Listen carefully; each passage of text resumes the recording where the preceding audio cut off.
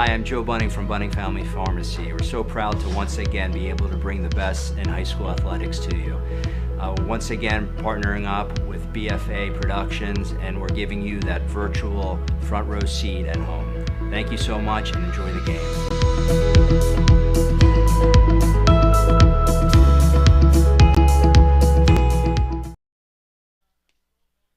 Hello and welcome to beautiful Summers Point, New Jersey. A fantastic evening for South Jersey South Shore Baseball League action.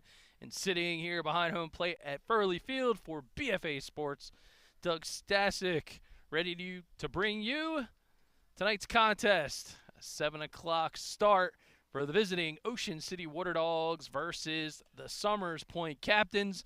The Captains coming in with a 1-9 record, their first win of the season. And on the mound will be Tyler Monzo. And for the Water Dogs, they're going to be coached tonight by Mr. Ed Terry. Usually it's Mr. Ted Corey, but a very familiar Batman and Robin in the dugout as it's Ed Terry and Andrew Bristol, the head coach of the Ocean City Red Raiders. And they are looking to take it to the Captains. So the Water Dogs with a 6-5 record. The Captains, as mentioned, 1-9. And the Oakcrest Falcon, Tyler Monzo on the hill, and he is ready to deal. And we'll take a quick look at tonight's starting lineups. And for the Water Dogs, leading off it'll be Joe Rapetti, Mark Elliott, the Mainland alum in center, Brody Levin, another Mainland Mustang at third, Francisco, don't call me Andrino Andino, he's in the left, the pride of Vineland High, and the Rowan College of South Jersey Cumberland outfielder. Isaac Peterson be behind the dish. Rick Carlucci over at first. Sean Rapetti at second, so it's a family affair in the middle infield. Patrick Oakes is in right. Ben Hogue is the extra hitter, and Villanova commit CJ Fury will be on the mound for the Water Dogs, and getting things started is the shortstop, Joe Rapetti.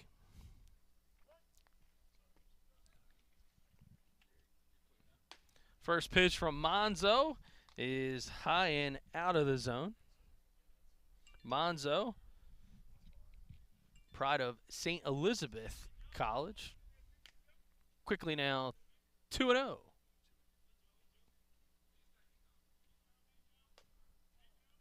And it's going to be a free pitch as Monzo gets ready to wind and deliver.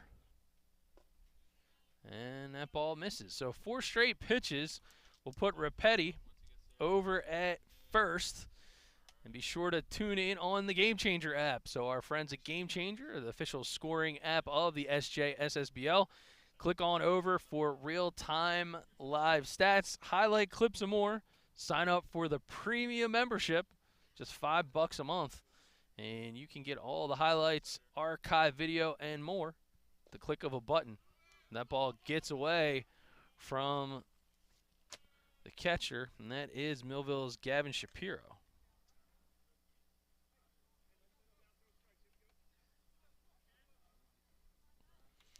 So tough start here for Monzo, as Rapetti already in scoring position.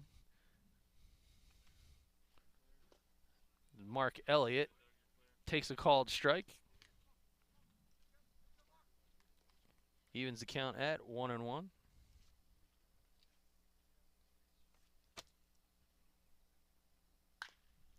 That ball fouled off right side, but it'll be out of play.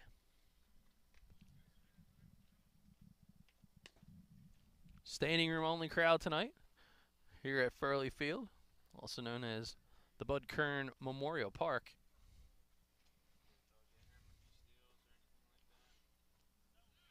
Elliott takes the pitch. It's going to go down to third. Shapiro's throw. It gets by third base into left field, and Rapetti will cross the plate for the first score of the contest. So a good jump by Rapetti. Put the pressure on the defense of the Captains, and he ends up crossing the plate.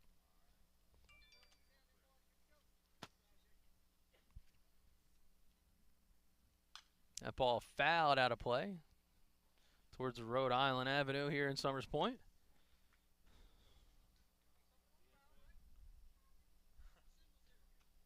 here on BFA Live Sports. There's a called third strike. So Monzo able to keep his cool. He gets Elliott looking.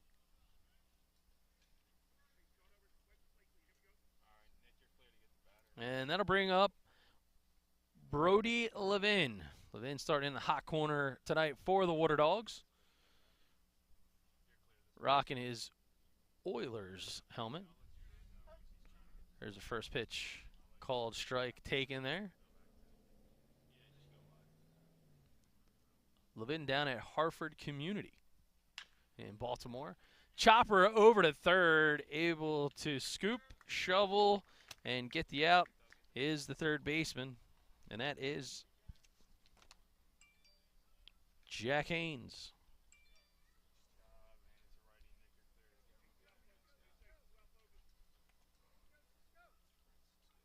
Francisco Andino, Violent High alum, and now the Duke of Rowan College, South Jersey, Cumberland, in the cleanup spot. Takes pitch number 1 up and out of the zone.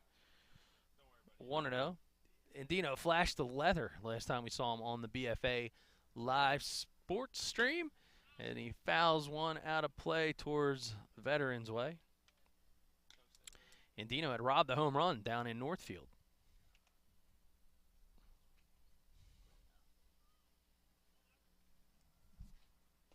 Swings through and misses. Good breaking ball pitch as Monzo looks to answer back after giving up 1 run early in this one.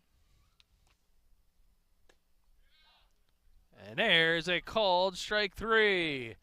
So 2 strikeouts on the inning for Monzo, but not before the Water Dogs able to put the first run on the board via a stolen base and a pass ball on Joe Rapetti. Back for more South Jersey South Shore Baseball League action coming up on BFA.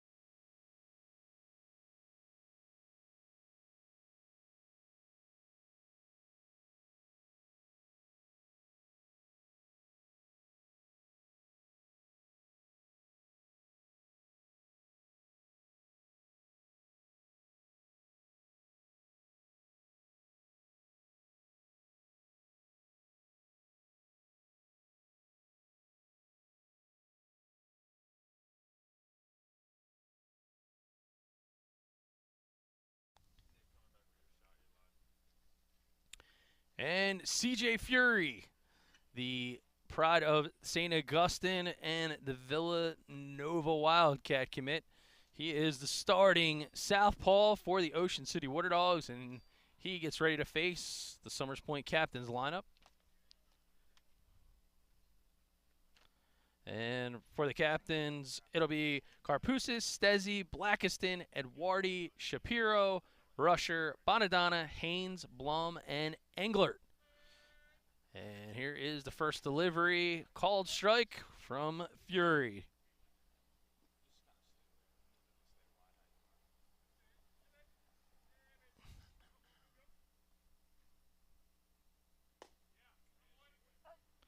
Another called strike, so now Fury quickly works ahead. 0-2 count to Eastern High School and Skidmore College's Matt Karpousis. Breaking ball in the dirt. 1-2 now is the count.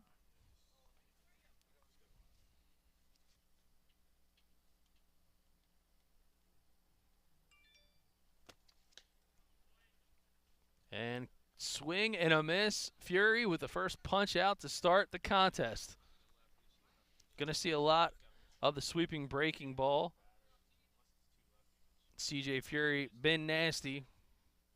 Part of a very dominant St. Augustine bullpen.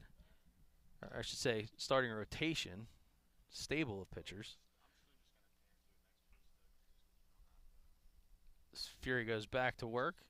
That ball misses up and out of the zone. Both he and Marco Lavari, a lethal 1-2 combination at the top of that rotation, help guide the Hermits to another state final as Dylan Stezzi digs in. Stezzi, ball popped up, foul, third base side, and just behind the BFA Live Sports banner. And if you are watching on YouTube, be sure to click the like and subscribe button. Join us in the chat. Let us know where you're watching from. And if you want a immersive real stats experience, head on over to GameChanger. Download the GameChanger app at gc.com on your favorite iOS, Apple, or Android device. Tonight's game is streaming on the Summers Point Captains GameChanger page. Fury just misses bottom part of the zone, and his catcher not exactly stoked about the call.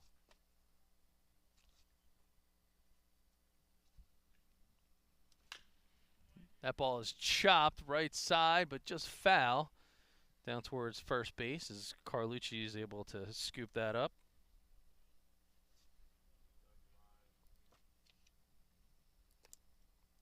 And Isaac Peterson is the battery mate of CJ Fury tonight.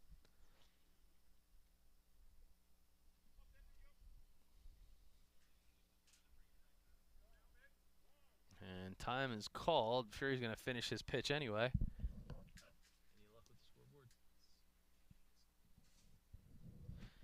Just working through a bit of a technical glitch, folks. We'll have that scoreboard up for you shortly. And there's a punch out on strike number 3. He gets him looking. So, pretty sweet start for CJ Fury. Back-to-back Ks go in the book here in the bottom of the first. And that'll bring up Mike Blackiston out of Deptford.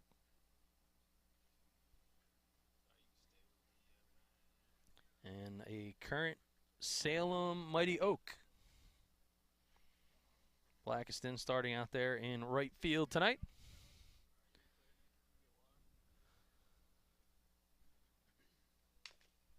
That ball is fouled straight back. Might have got a piece of the umpire, but Peterson, the catcher, all smiles.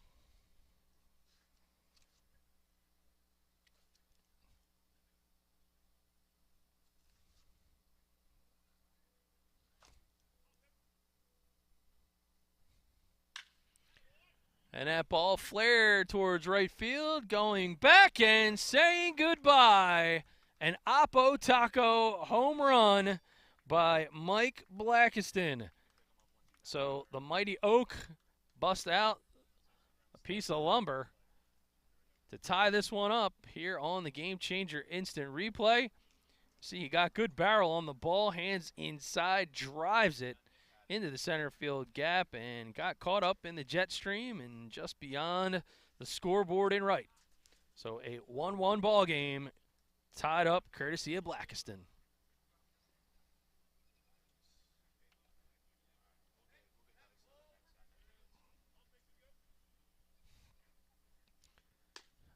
Batting cleanup and taking pitch number 1 for a ball is the designated hitter, Dante Eduardi. Eduardi, an Ocean City Red Raider. Peppers one foul, third base side, just past the outstretched hands of Brody Levin.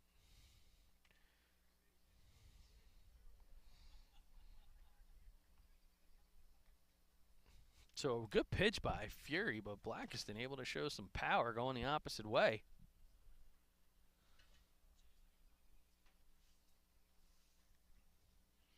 For those joining, it's a tie ball game, 1-1 in bottom one. This Fury's pitch misses upstairs.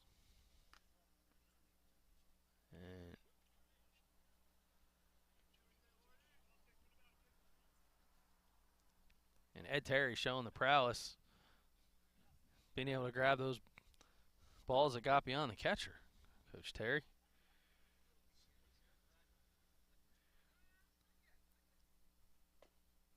Fury misses down in the zone for a ball.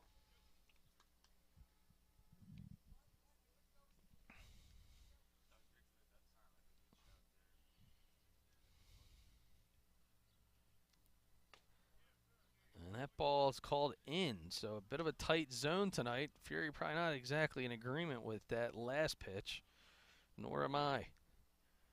So nonetheless, Eduardi makes his way down to first base on the walk. And we got time on the field as he laces things up, and just enough about time that you would need to download the GameChanger app. So hit it up, gc.com. Real-time player stats, highlights, and more. Follow your favorite team. You get notifications of the upcoming schedules, workouts, and of course, all of the South Jersey South Shore Baseball League highlights and stats all in one place on GameChanger. And tonight's game also sponsored by our friends Joe Bunning and the Bunning Family Pharmacy. They bring the pharmacy home to you. Back to live action.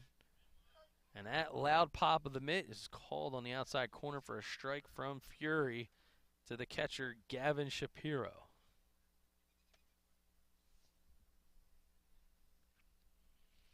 The sun is something furious off of the left field side, and Fury gets the call in the top part of the zone.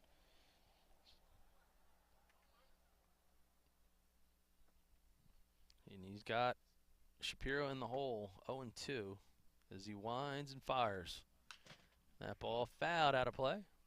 Straight back on the interesting street here, Furley Field. So it's First Street Veterans Way. It's a double dose.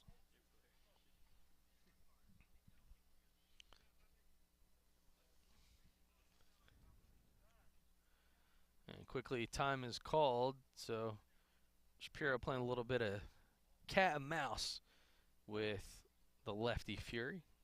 Fury looks to be all business as he winds, and now he's going to go with the obligatory throw over to first.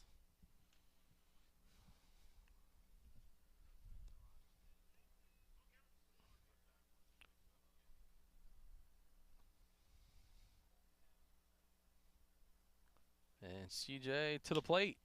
That ball lifted, foul, and towards the trees on the left field side, out of play. Ooh. In a oddly placed parking space. Thought it might have been an opportunity for our friends at RK Chevrolet. Might need a little bit of a body shop work there. That ball misses upstairs. So Shapiro has found a way to extend this at bat. We're looking for a way to fix our scoreboard. It's coming up soon. Swing and a miss. He struck him out. So Fury with 3 strikeouts in the frame. But a big solo shot off the bat of Mike Blackiston was the difference. And it is a tie ball game, 1-1, as we get ready to head into the second here in Summers Point on BFA Sports.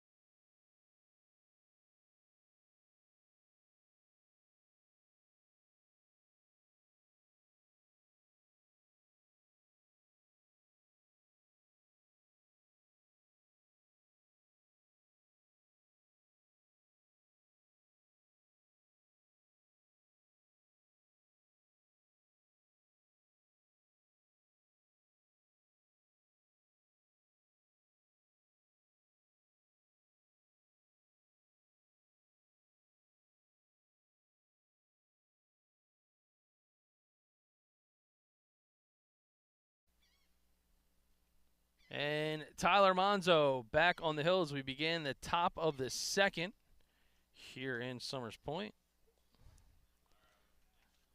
That first pitch is down in the dirt, and it's Isaac Peterson, starting catcher tonight for Ocean City.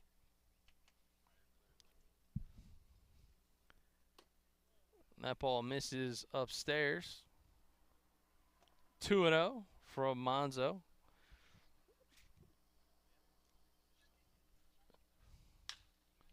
That ball hit out to left center field.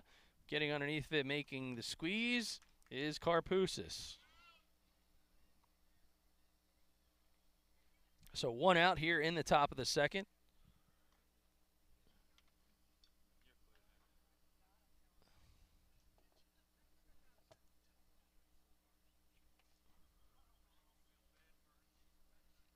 And you can see the sun is a bit brutal, straight out in left field.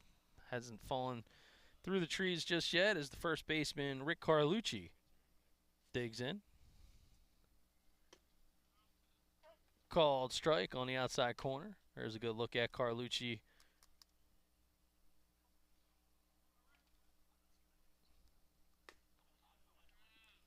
And that's a called ball. So Monzo was hoping to get the outside corner, and a bit of a look from Shapiro.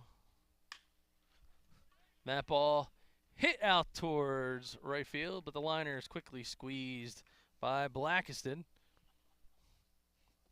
So 2 up and 2 down as the second baseman, Sean Rapetti, comes to the dish.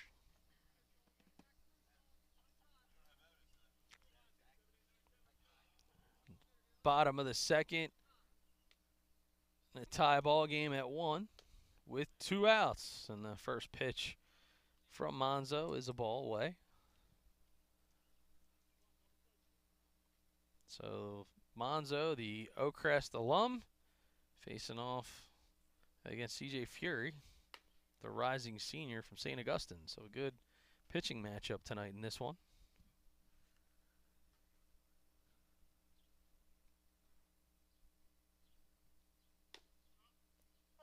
And there's a called strike. 2-1, the count. Make that 3-1. If you switch the thing, did you re-tether? That ball fouled out of play. First base side.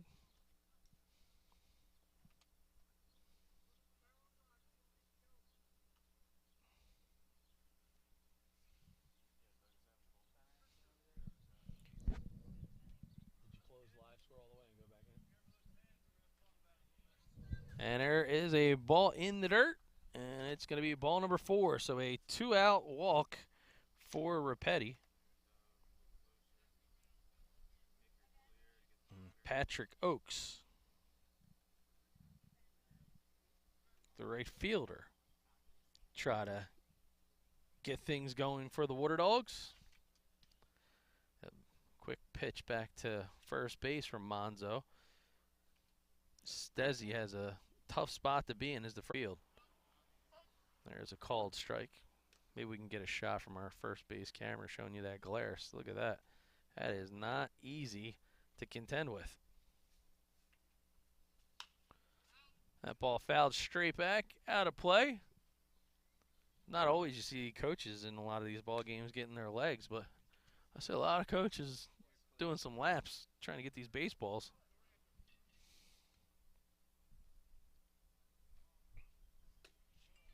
That ball misses away.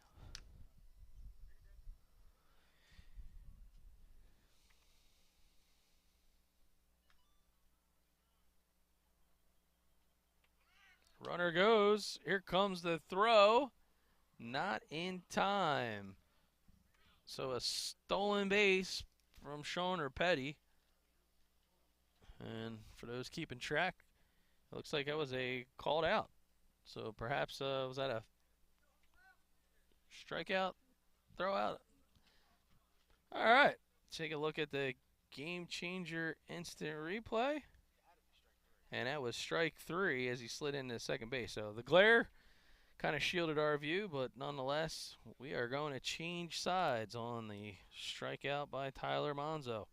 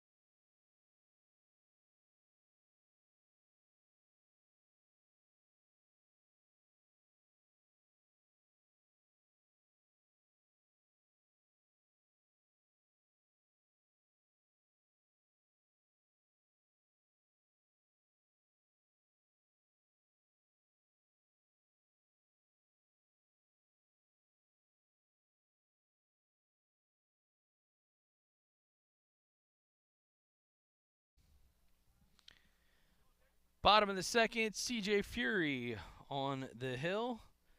And he will face rusher Bonadonna Haynes to get things started in the second. And there's a first pitch swing and a foul ball to his high school teammate, Jack Rusher.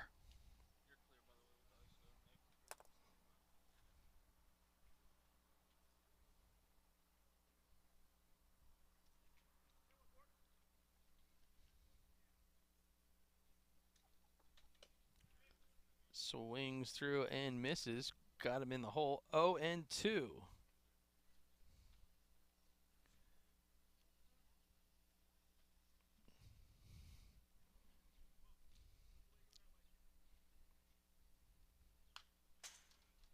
Ball foul back straight out of play.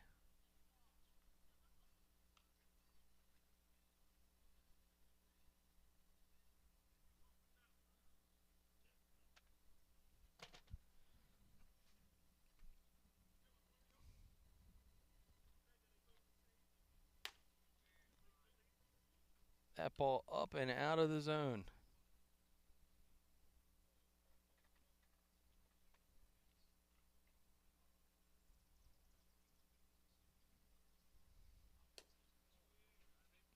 That ball misses away.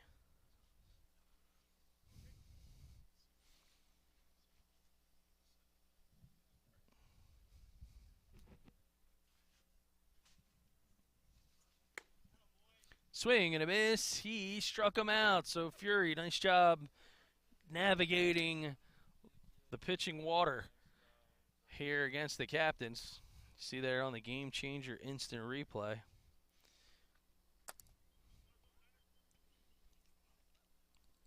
Coming up next for Summers Point will be the second baseman, Nick Bonadonna. Bonadonna, big healthy hack on a foul ball there. Bonadonna from Millville. And now, Rowan College of South Jersey, Cumberland.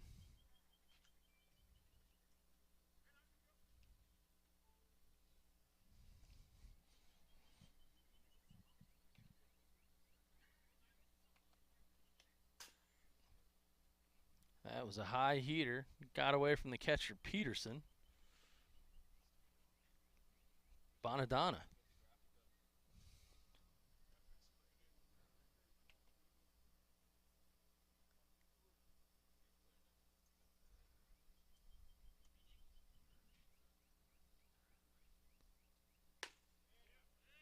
And that's a called ball. So, tight strike zone tonight. CJ Fury continuing to battle. He's already got 4 Ks in the book. And trying to get the Duke from Rowan College's South Jersey Cumberland in a chase, but he's able to hold that off. And that ball misses, so Bonadonna will get a walk as he heads down to first base, and 1 out and 1 runner aboard. The third baseman, Jack Haynes, step in. So Fury facing his second Hermit teammate in the same inning.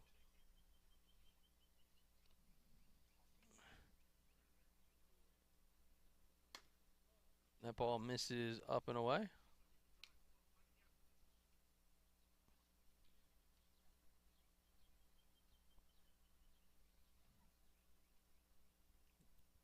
Fury checking Bonadonna back to first as he delivers, and a big swing and a miss.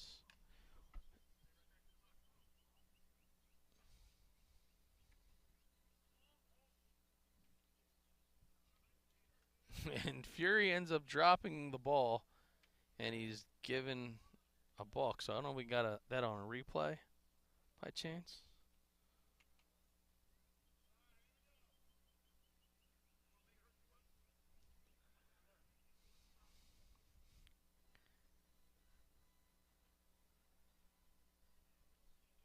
It's Fury.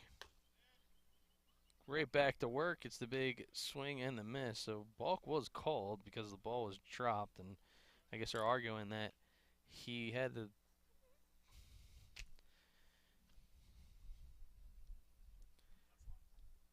and runner goes yet again. Throw down to third base. Good snap tag, but Bonadonna is in there. So a good secondary jump by the Millville alum, and he's able to swipe that bag.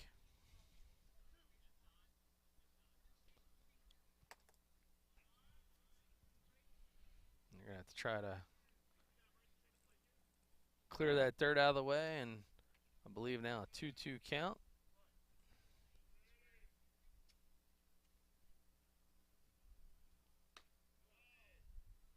And we'll check with our home plate umpire on that count.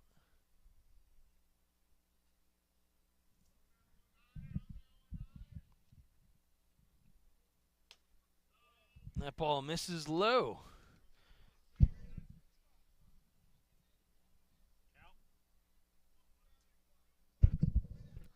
And Fury now with 1 out, runner at third base. He's going to try to put some ice in the veins, and that ball's fouled straight back and out of play as it bounces across the street.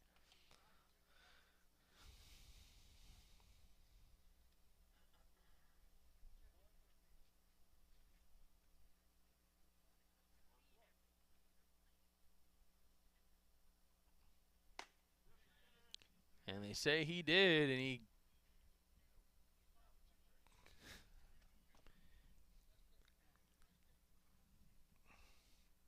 all right, so a little bit of chaos ensuing here, and looks like we got a full count. There's a foul tip, so this at bat will continue.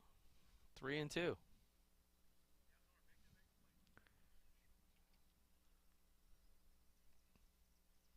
It's only Wednesday night, but I feel like it's been Friday, and I've been out drinking a little bit too much this afternoon as I'm struggling. It's Tuesday. Oh, okay, even better. See, I'm all jacked up on Mountain Dew. That ball hit hard out into right field, but moving over towards the gap is the center fielder, Mark Elliott, and he'll put the squeeze on to end the frame. So no runs, 1 runner left on. It's still a tie ball game as we head to the top of the third here in Summers Point.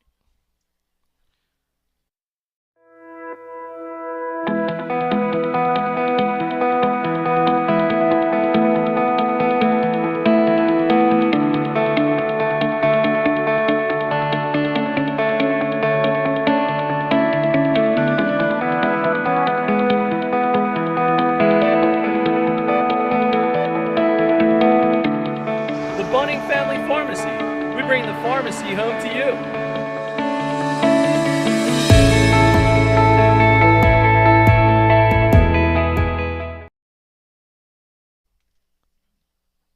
Tyler Monzo on the hill for inning number 3 here at Furley Field.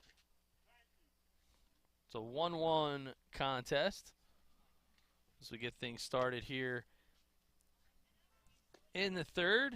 It's going to be Hogue, CJ Fury, and back to the top of the lineup, Joe Rapetti, expected to hit here in this frame.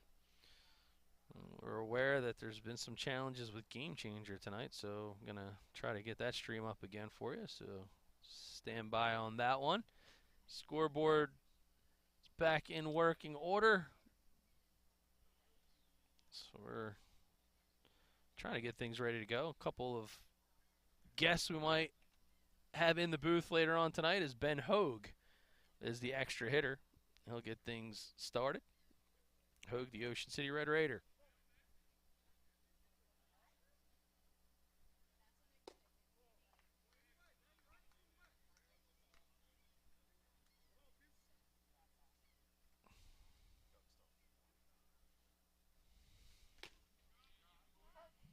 There's a called strike on the outside corner. Evens the count at 1-1.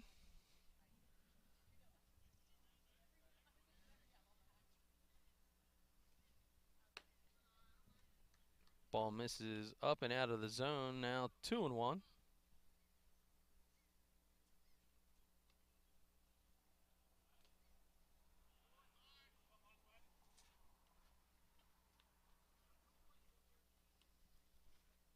Ball misses down.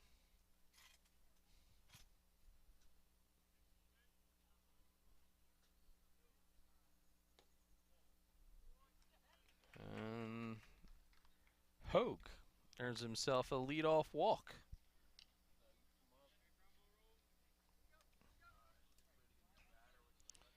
So you got to love summer baseball as the pitcher, CJ Fury, going to get a chance to swing the stick. Not something he normally gets a chance to do during the season, as it's a pretty deep St. Augustine Hermit lineup with the bats. But check the runner over at first. Monzo gets the Stezzi. That one's in the dirt, but a nice stop by the Eastern alum and current University of Rochester player. Was able to keep that ball out in front of him.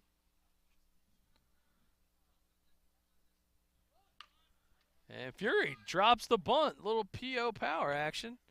So good fundamental baseball as he's able to move Hogue into scoring position on the sack. And now with one out, Joe Rapetti is in the leadoff spot, and the shortstop walked, stole a base, and scored the only run of the game thus far for the Water Dogs.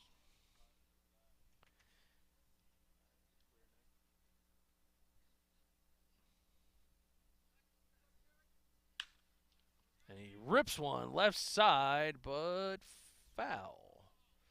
So you see the 309 sign. And somebody left the gate open out there in left field. I wonder who that could have been.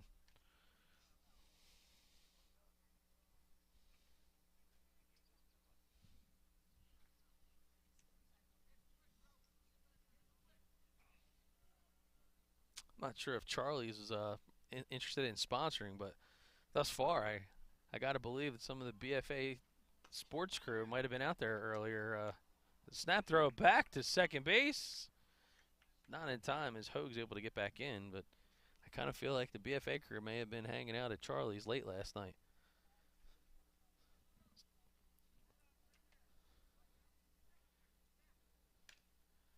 That ball's fouled back, or it could be a full moon. I mean, Andrew Jersky blew out a tire on the expressway. The iPad decided to take the night off for the scoreboard. I forgot my shirt. It's all right. We'll get it together. There's a breaking pitch, and now a snap throw to second again. So Hogue getting a lot of interest from this captain's defense. They're certainly nervous about him stealing that bag.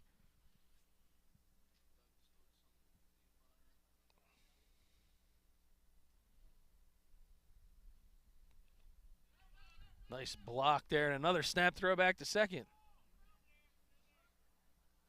So interesting time for Shapiro to practice his pop time, but he's gotten at least 4 throws down to second base so far this inning. And the good news is they haven't been able to get Hogue off of second base, as he does all he can to hold him on. So the Millville Thunderbolt dialed in on defense.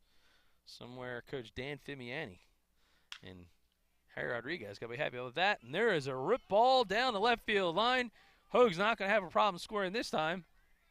That ball goes all the way to the fence, and a stand-up RBI double for Joe Rapetti.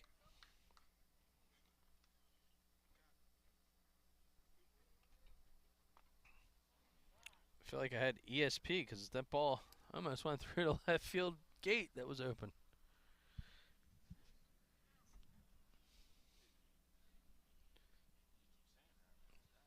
Center fielder Mark Elliott, 0 for 1 thus far today. He was a Monzo strikeout victim back in inning number 1. And they got him caught in a rundown. So a good heads up. Shapiro fires down the third, and Rapetti ends up tagging the bag, but he's going to be caught as Blum combined with Haynes and Shapiro for the unique, you don't see it every day, 2-5-6 putout.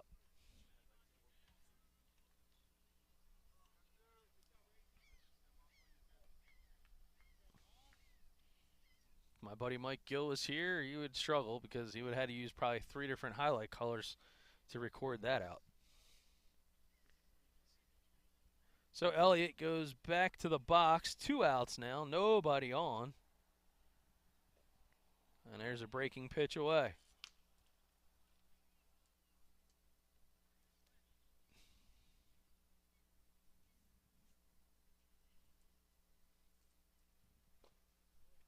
That ball misses low and away.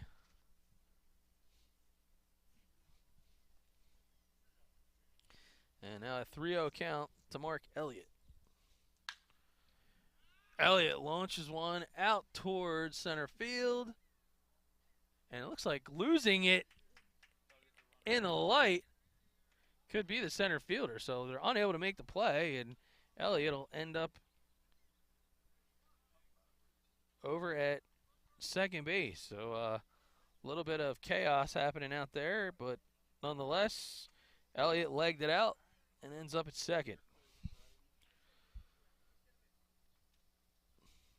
Again, not sure about the angle out there in the outfield, but I can tell you behind home plate, it is rough to see out there.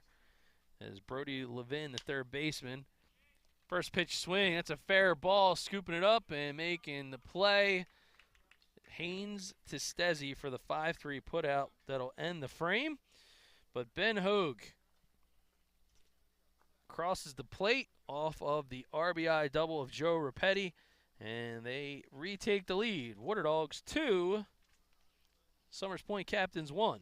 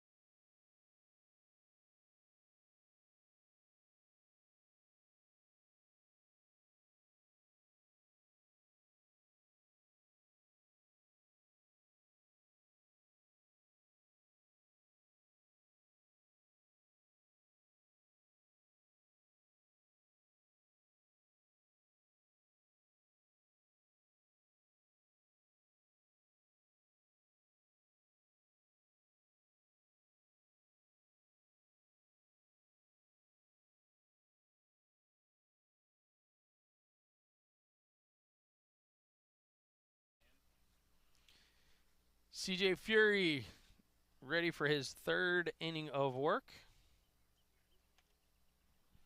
He's going to start things off against Lucas Englert. First pitch called strike. Englert, a awesome story that continues to be written here in the South Jersey South Shore Baseball League. Young man who has been involved in the game of baseball for quite a few years, going all the way back like most guys, right? Little League, first grade, that type of scenario. But what most don't know is this young man has had a series of brain surgeries ever since as he puts that ball into play. It'll be a soft roller over to third, but they're going to leg it out. So Englert able to make his way over to first base, and you'll see it here on the GameChanger replay. So he was down in the hole 0-2, puts the ball in play, and it looks like they're not going to be able to make the throw. And Englert is aboard with the infield single. So back to the top of the lineup is Matt Karpousis now. Karpousis golfs one. That one's going to go right to the third baseman, and Brady Levin able to make the squeeze there. Going back to Englert. That young man's been involved with baseball since he was in first or second grade, but he's been through a series of brain surgeries since 7 years old. But loves the game so much that he wants to stay involved with it. Made his way out to the Summers Point Captains, and he continues to contribute in a major way as the heavy swinging lefty Dylan Stezzi. First pitch swing and miss at that CJ Fury breaking ball. So great to see Englert aboard, not just on first base today, but certainly with the captains and with the Sjssbl, and hoping to have an opportunity to talk to him a little bit.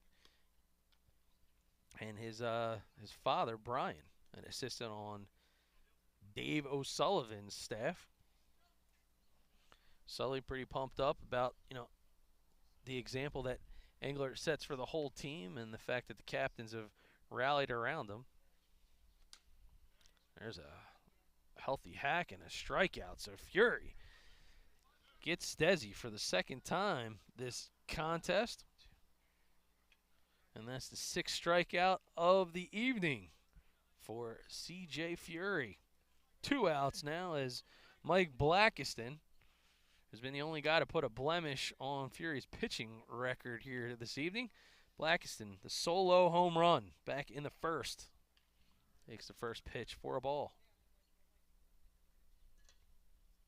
Here's the 1-0 pitch. Foul tip. Foul tip. Now 1-1.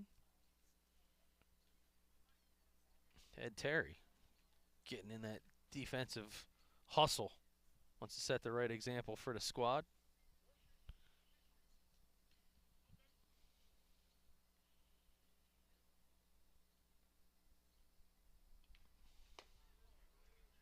That ball is upstairs and out of the way.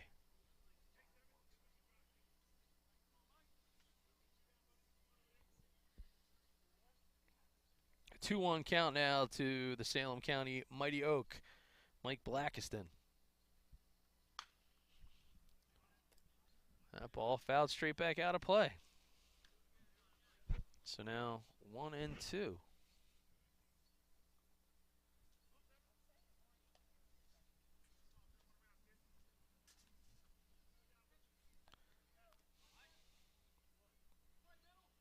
The lights finally come on, but plenty of glare still behind the left field foul pole. Blackiston able to hold up on that one, and Fury continuing to operate in the southern part of the strike zone. Especially realizing that there was just one pitch that was left up and away, and now a full count being told by the umpire, 3-2. And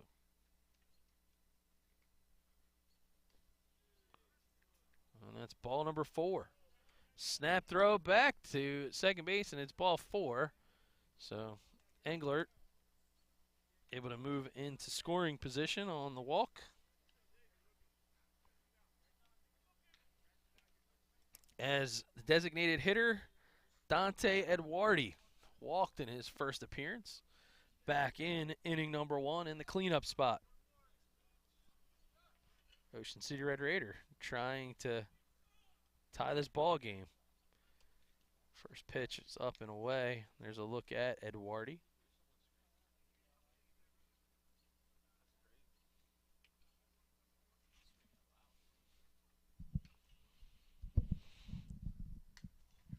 That ball gets away.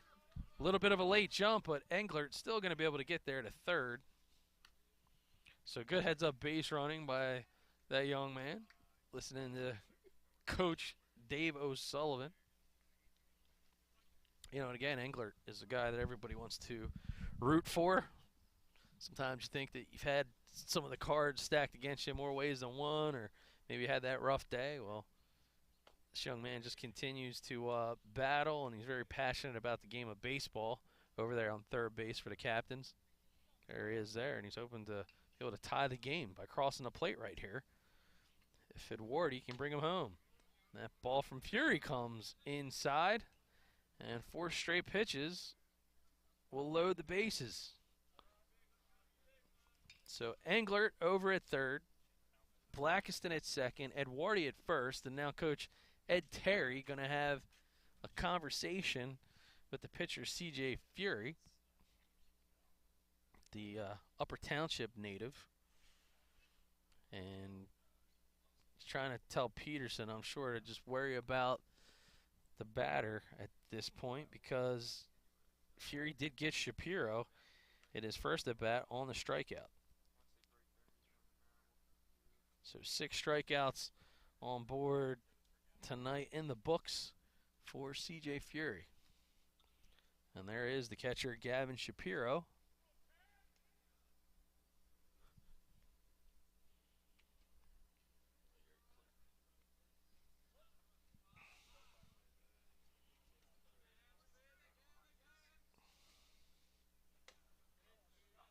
Oh, and that one's called outside.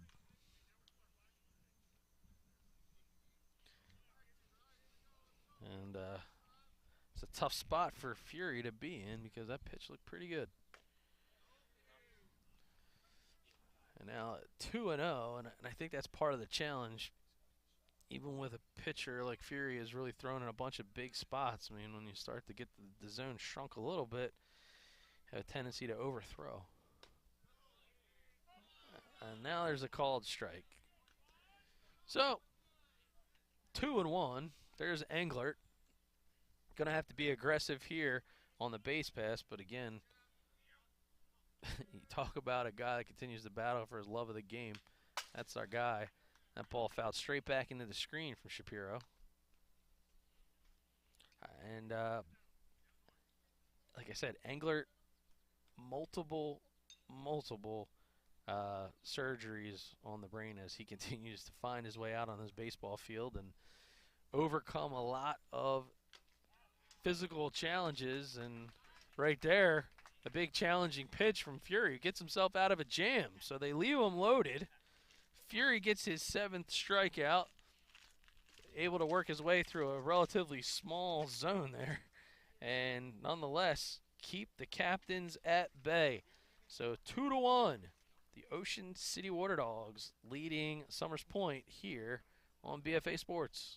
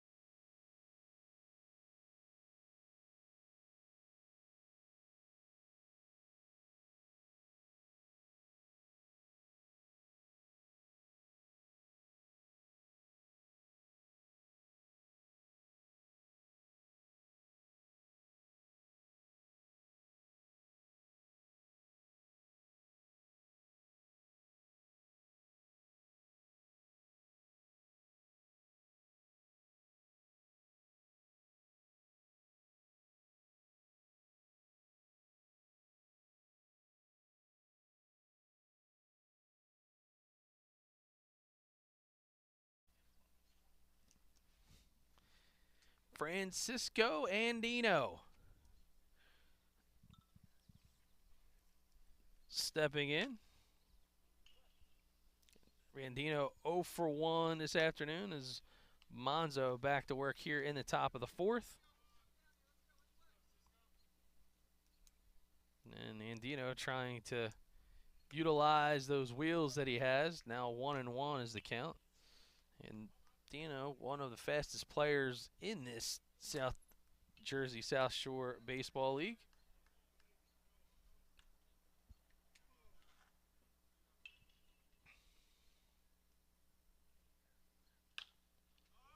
That ball is flared out into right field, but able to make the squeeze is Blackiston.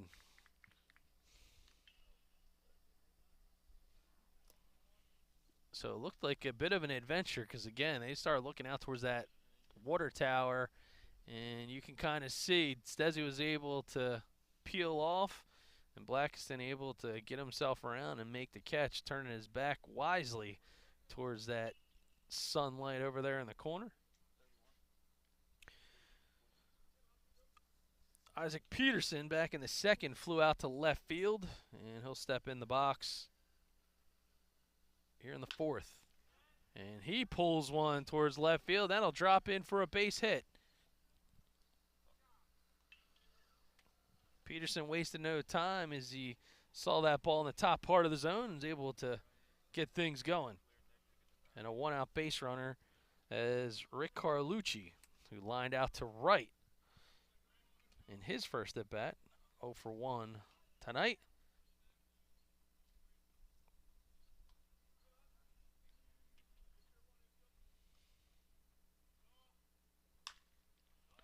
And that first pitch swing to right field, foul territory, but Blackiston, good hustle, but can't come up with it as it found some grass and bounced off of the right field turf. So Nick Bonadonna with the flow. Somebody get a shot of Bonadonna. I mean, he's done some good work with that, growing out that beard. Pride of Millville. That's Blackiston there. And second base, number 9. Is quickly a 0-1 count. There he is. Look at Bonadonna. That's stinging beauty. That takes some dedication and commitment with that kind of grooming. And I know his dad could never grow something that looks that good. Picks off over at first base.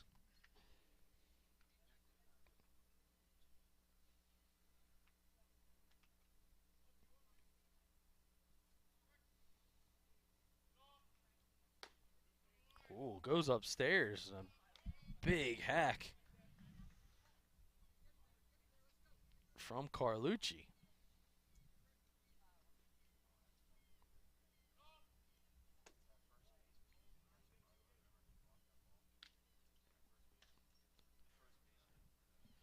Now 1-2.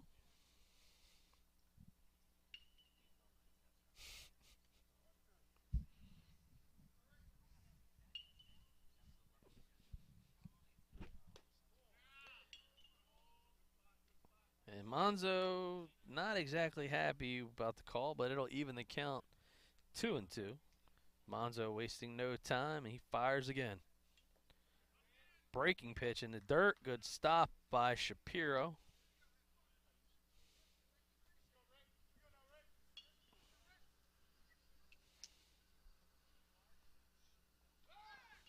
Checking the runner at first. Stezzi showing some range. Tell we're down here by the bay in Summers Point as the BFA crew seems to be huffing off. You should be spraying it, not inhaling it. What are we doing over there? I'm just kidding. It's not exactly the best kind of cologne.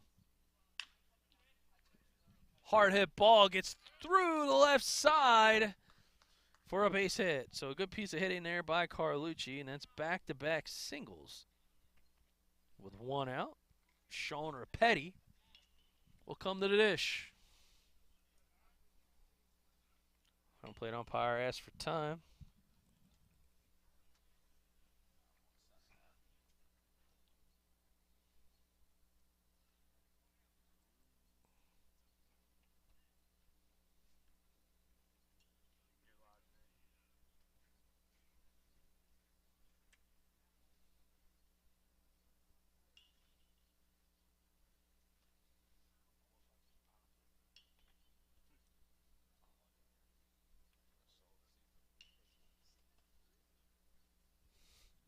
And Ed Terry quickly calls timeout. Wants to talk to Rapetti a little bit about strategy, knowing that, the Water Dogs, just with a 1-run lead, they're going to try to extend it and taking advantage of that meeting of the minds over at the mound. And again, a great opportunity to be sure to call the Bunning Family Pharmacy. So when you need something brought to you from the pharmacy, change over that 90-day script. Joe Bunning and his team will even call the pharmacy that you use now. They'll call the doctor, help you with the consulting work. They'll do all the paperwork for you. Make it convenient. Shop local, buy local, and support those that support the South Jersey South Shore Baseball League. That ball's fouled. Rapetti over towards the right side. And if you kind of look over there towards the cage real quick, you see some of the Babe Ruth players getting ready for the big tournament. I know we're going to be at the Southern New Jersey Babe Ruth 13U state final in Ventnor. Our own Mike Gill coaching that squad, but looks like the some of the guys from the mainland team getting ready for Babe Ruth competition. And a late break on the bag, and just able to get inside on the stolen base is Peterson.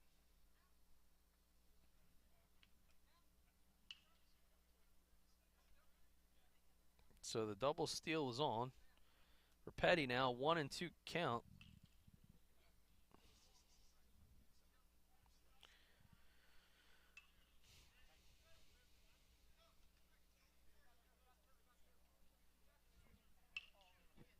And we're going to reset things here, but I believe the count is 1-2. I know we have 2-1 on the board.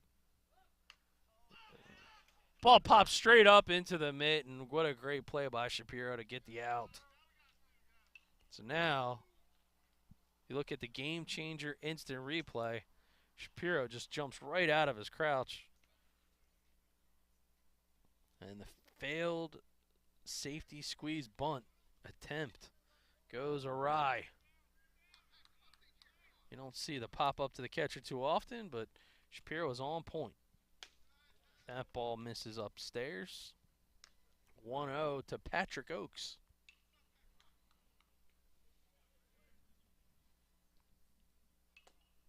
Swing and a miss. Oakes quickly. Now 0-2, the Oakcrest product.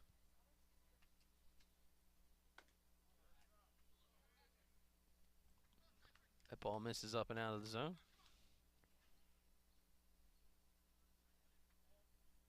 And 2-1 is the count. Make that 3-1. That ball almost gets by, but Shapiro able to keep it in front.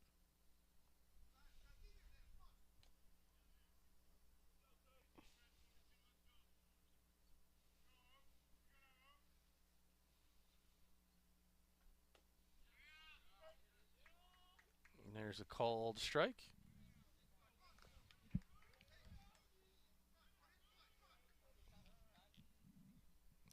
And time is asked for and granted. So full count, 2 outs, runners at second and third.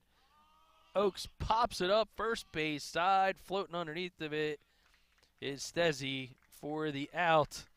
And another threat, but yet another stranded runner for the Water Dogs over there at third. So a good one here as we head to the bottom of the fourth.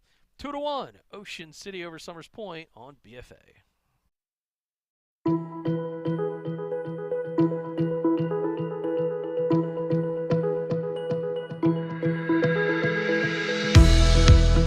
Hi, I'm Joe Bunning from Bunning Family Pharmacy. We're so proud to once again be able to bring the best in high school athletics to you. Once again, partnering up with BFA Productions, and we're giving you that virtual front row seat at home. Thank you so much, and enjoy the game.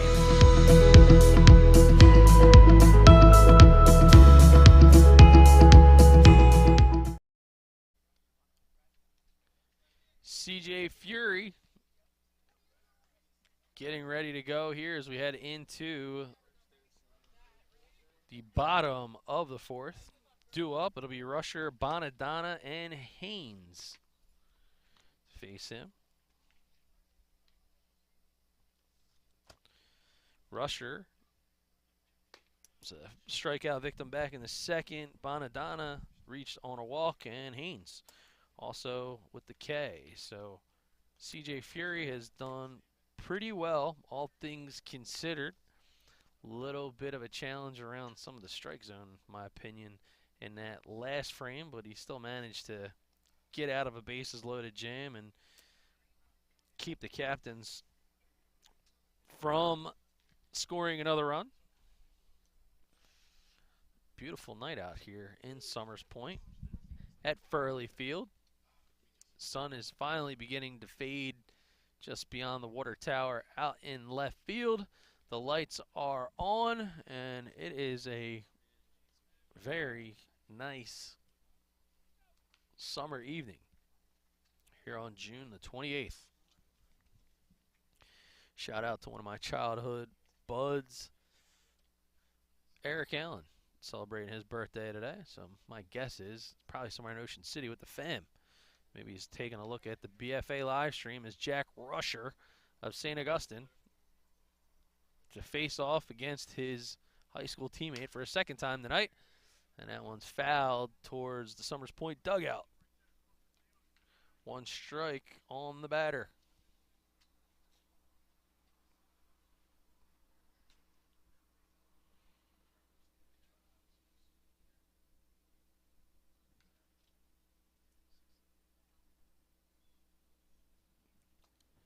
Fury delivers again, takes it off a little bit on the off speed. That one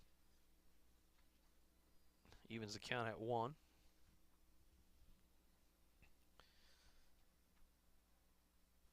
Here's a pitch from Fury. I'm not sure where that one was, but it sure is look good to me. 2-1.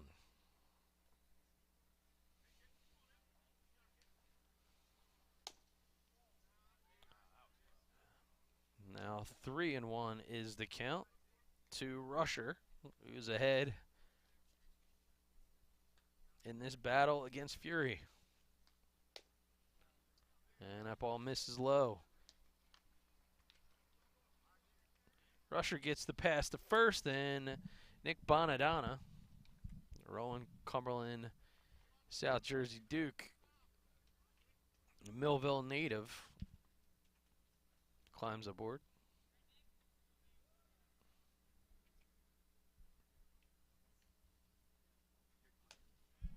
A call. And Nick Bonadonna, Cumberland Duke teammate.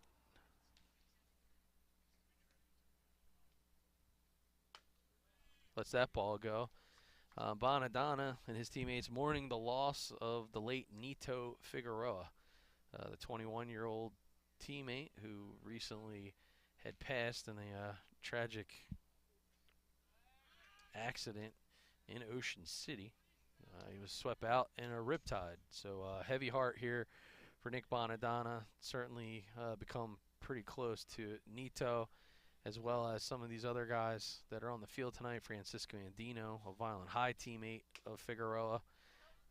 It's just really tough spot to be in, but no better place to feel close to that lost teammate than on the baseball field. And certainly, I know it's been a tough week for Bonadonna, the Cumberland Duke family, the Violent High Fighting Clan family, and alum, and those in the South Jersey baseball landscape. So Nito Figueroa, 21 years old.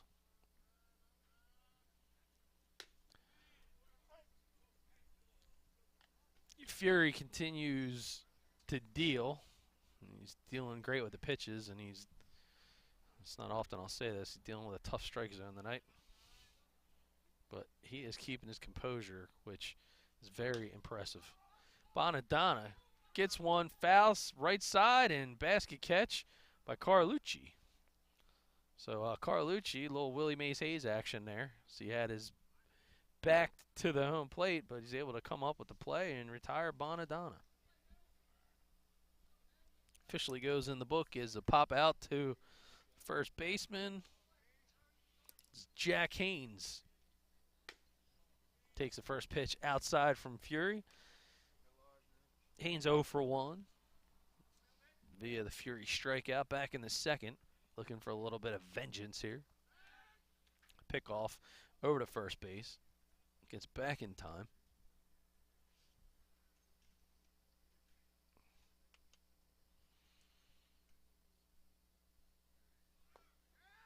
That ball in the dirt. And Rusher is into second base.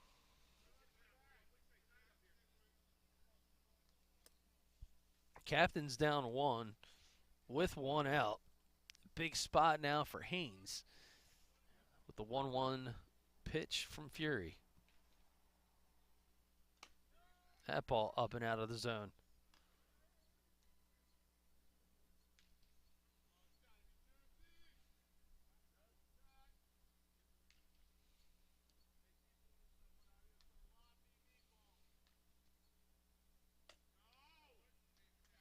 And Haynes will walk. Runners at first and second. Rusher at second, Haynes at first, and Brady Blum, the shortstop. Number 19, who flew out to right field. Digs in. First pitch is a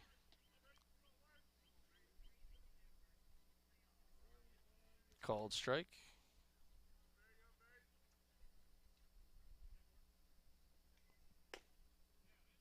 Healthy hack, but that one misses. Blum from Mainland, the two-way player, pitcher and outfielder. He's uncommitted on the college ranks.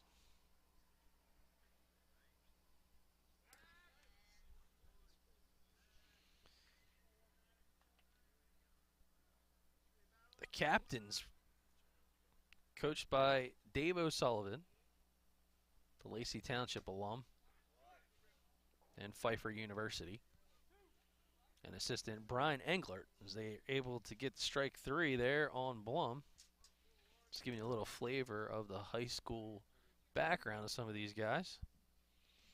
And of course, in the Ocean City dugout, Ted Corey, the normal head coach, he's got the night off. But Ed Terry and Andrew Bristol of Ocean City Red Raider fame running the crew is Lucas Englert. Englert singled in his first at bat. Stranded at third. It looks like a called strike on Englert. And he's quickly in the hole now, 0-2. Tying run remains out there at second. And again, I think it speaks to the great culture. That ball misses upstairs as runners were going. Well, at least Rusher was. Now runners at the corners, first and third.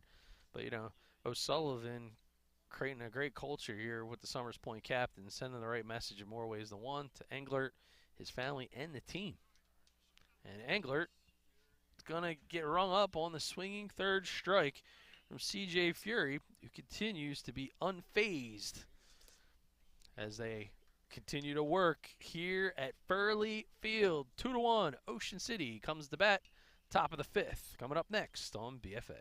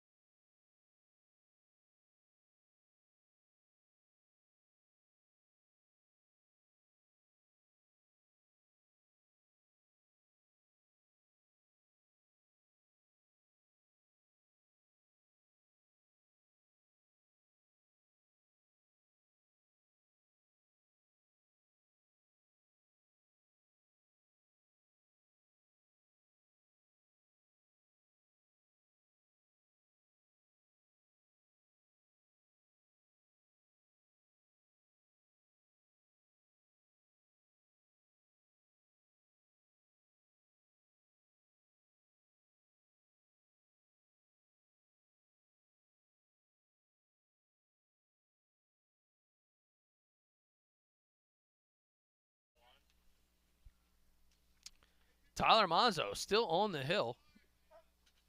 Called strike.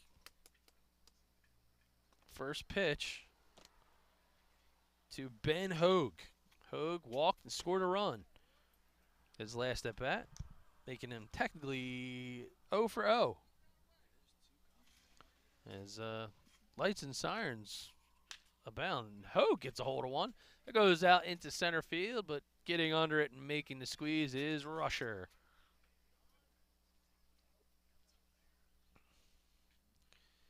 So there is Rusher getting a bit of a smile on his face as he was able to make that play with no issues.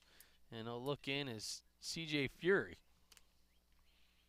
trying to flex off a little PO power here. That ball misses down in the zone. And his older brother, Brian Fury,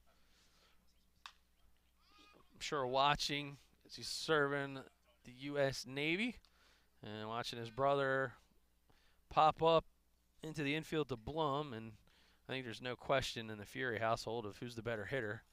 And I would say that's Brian. And clearly who's got the better arm? Well, that would be CJ. So I guess it's a one-and-one combo there. But all sincerity, hope all is well there with Brian Fury out there in the Naval Academy and baseball player for Navy. I'm sure he's out in some tropical destination hopefully this time of year and doing well. All right, so there's the ball inside as we move things along. 2 outs as we go back to the top of the order for Joe Repetti. And Repetti hits one through the right side, and he's going to have another hit. So Repetti 2 for 2, single, a double, and a walk with a run scored now. Could it be a 2-out rally as Mainland alum Mark Elliott climbs into the box?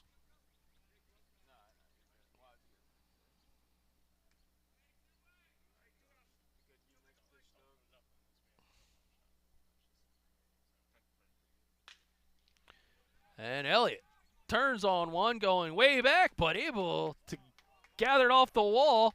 And a good throw from Blackiston is going to force Repetti to hold up at third. But a nice shot there from Mark Elliott. Here it is on the GameChanger replay. And, man, talk about getting wood on that one.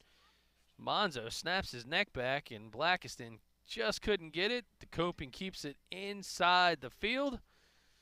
But Ed Terry going to have to hold the runner up.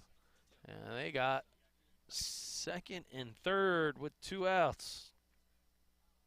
Nice piece of hitting there by Mark Elliott as Brody Levin has grounded out to third twice. 0 for 2. Called strike number 1. Levin and Elliott sporting the Baseball Performance Center headgear. Ed Charlton and Mike Adams, Mike the Chico in the squad over there in Pleasantville, have left quite the impression on the Cape Atlantic League, helping a lot of players open the doors into the collegiate ranks, much like Levin.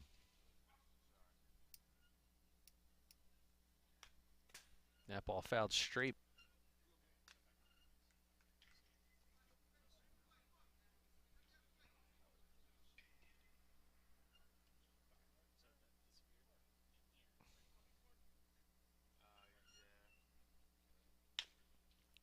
And there's a ball going right back up the middle, able to make the scoop, make the throw, but it knocked to the bag in time. But a great play there by Blum.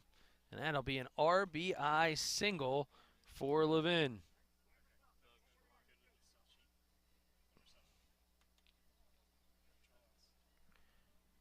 So runners back at the corners as you see Repetti head back in and get some fist pumps and handshakes, as it's well deserved. And now a 3-1 Ocean City lead here in the top of the 5th. There's a hard hit ball from Andino, and it's going to drop for a base knock and an RBI. Good strategy there from Andino. A little bit of ambush baseball. Swinging at the first pitch. as he scores Elliott. And now runners at first and second.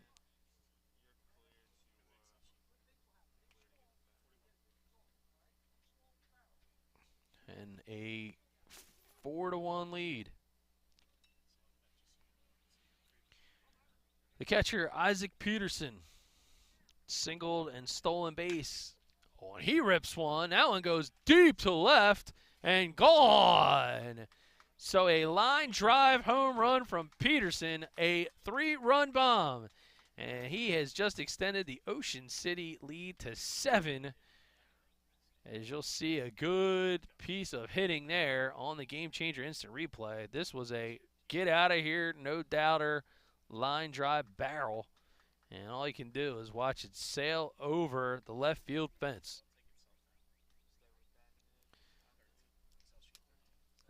There is Peterson, 7-1 Water Dogs.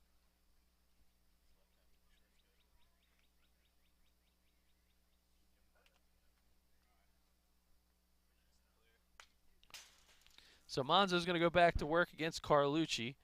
Carlucci 1 for 2. He singled and stole a base in his last appearance.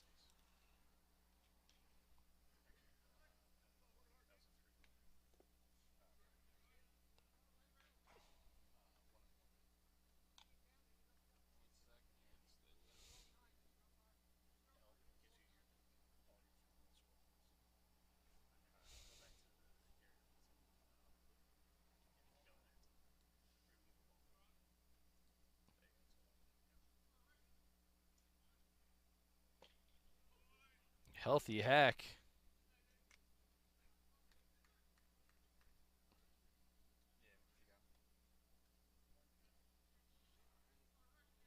There's a good look at Carlucci.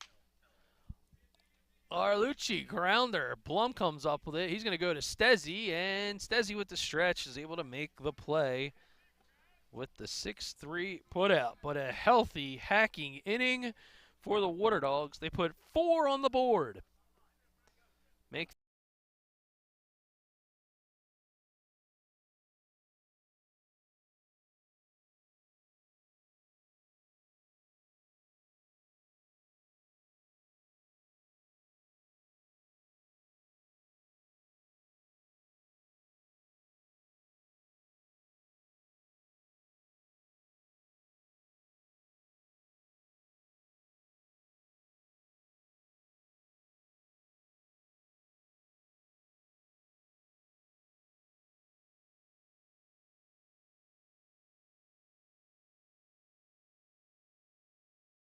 it me. Beautiful night here in Summers Point for BFA Sports. Doug Stasic sitting behind home plate with the BFA crew. CJ Fury is ready to go as have a substitution as number 15, and that is Ben Harris. No, I'm sorry. That should be Mike Adelizi. He's wearing number 15, but Adelizi is number 11 on the roster. But that's Mike Adelizi from Middle Township. So number 11 there, Ryan, on our roster.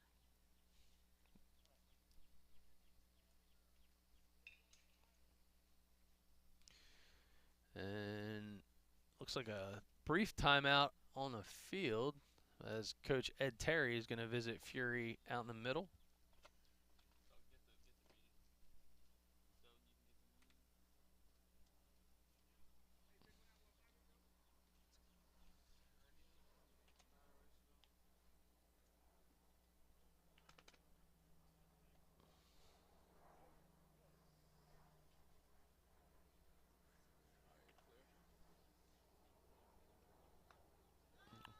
Well, that's an interesting way to get into the game. So the only pitch I've seen get away thus far from Fury, and that'll be a hit by pitch, and that's going to leave a mark.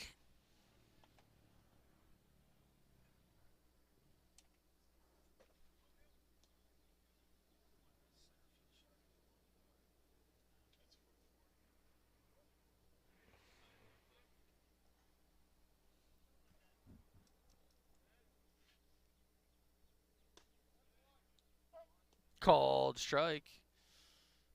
to Dylan Stezzi. Stezzi, University of Rochester. Most of the South Jersey baseball fans remember Stezzi for being the left-handed catcher out of Eastern High School. Dude has an absolute rocket attached to his shoulder for an arm.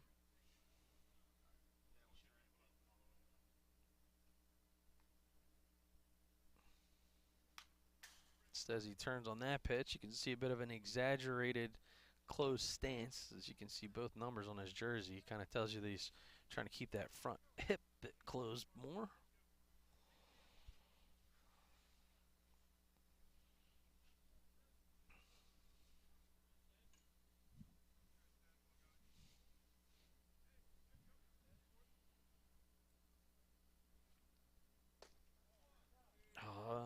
He calls that a ball.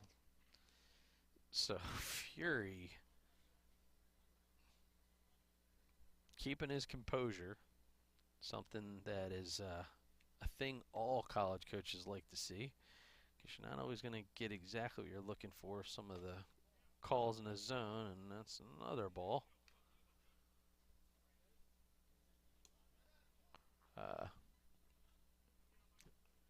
I'd love to know what Coach Ed Terry has to kind of say to some of these players as things are going on. You know, maybe we'll have an opportunity to put a microphone on him next inning.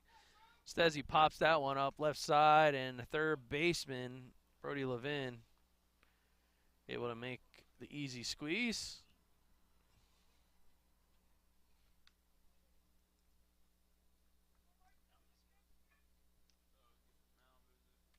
And here's a mound visit, and Ed Terry is going to relieve C.J. Fury of his duties here. And again, I think with a 7-1 lead, it's certainly the right call. No need to tax that arm unnecessarily. And Fury going to receive some well-deserved fist pumps and high fives in the leg from his teammates. And let's take a look at Fury as he heads to the dugout.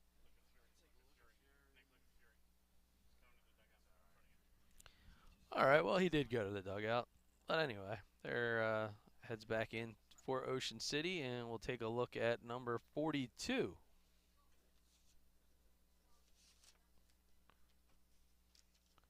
As Peterson heads back, and Tommy Lex takes the hill. Tommy Lex, the good frame. We're going to have Lex hit. Is that what I'm hearing? Ed Terry tell me? We're going to... Tommy Lex is going to make that happen. So as we... as Lex warms up, it'll give us a chance to rehydrate here in Summers Point, and we will be right back for more SJSSBL action.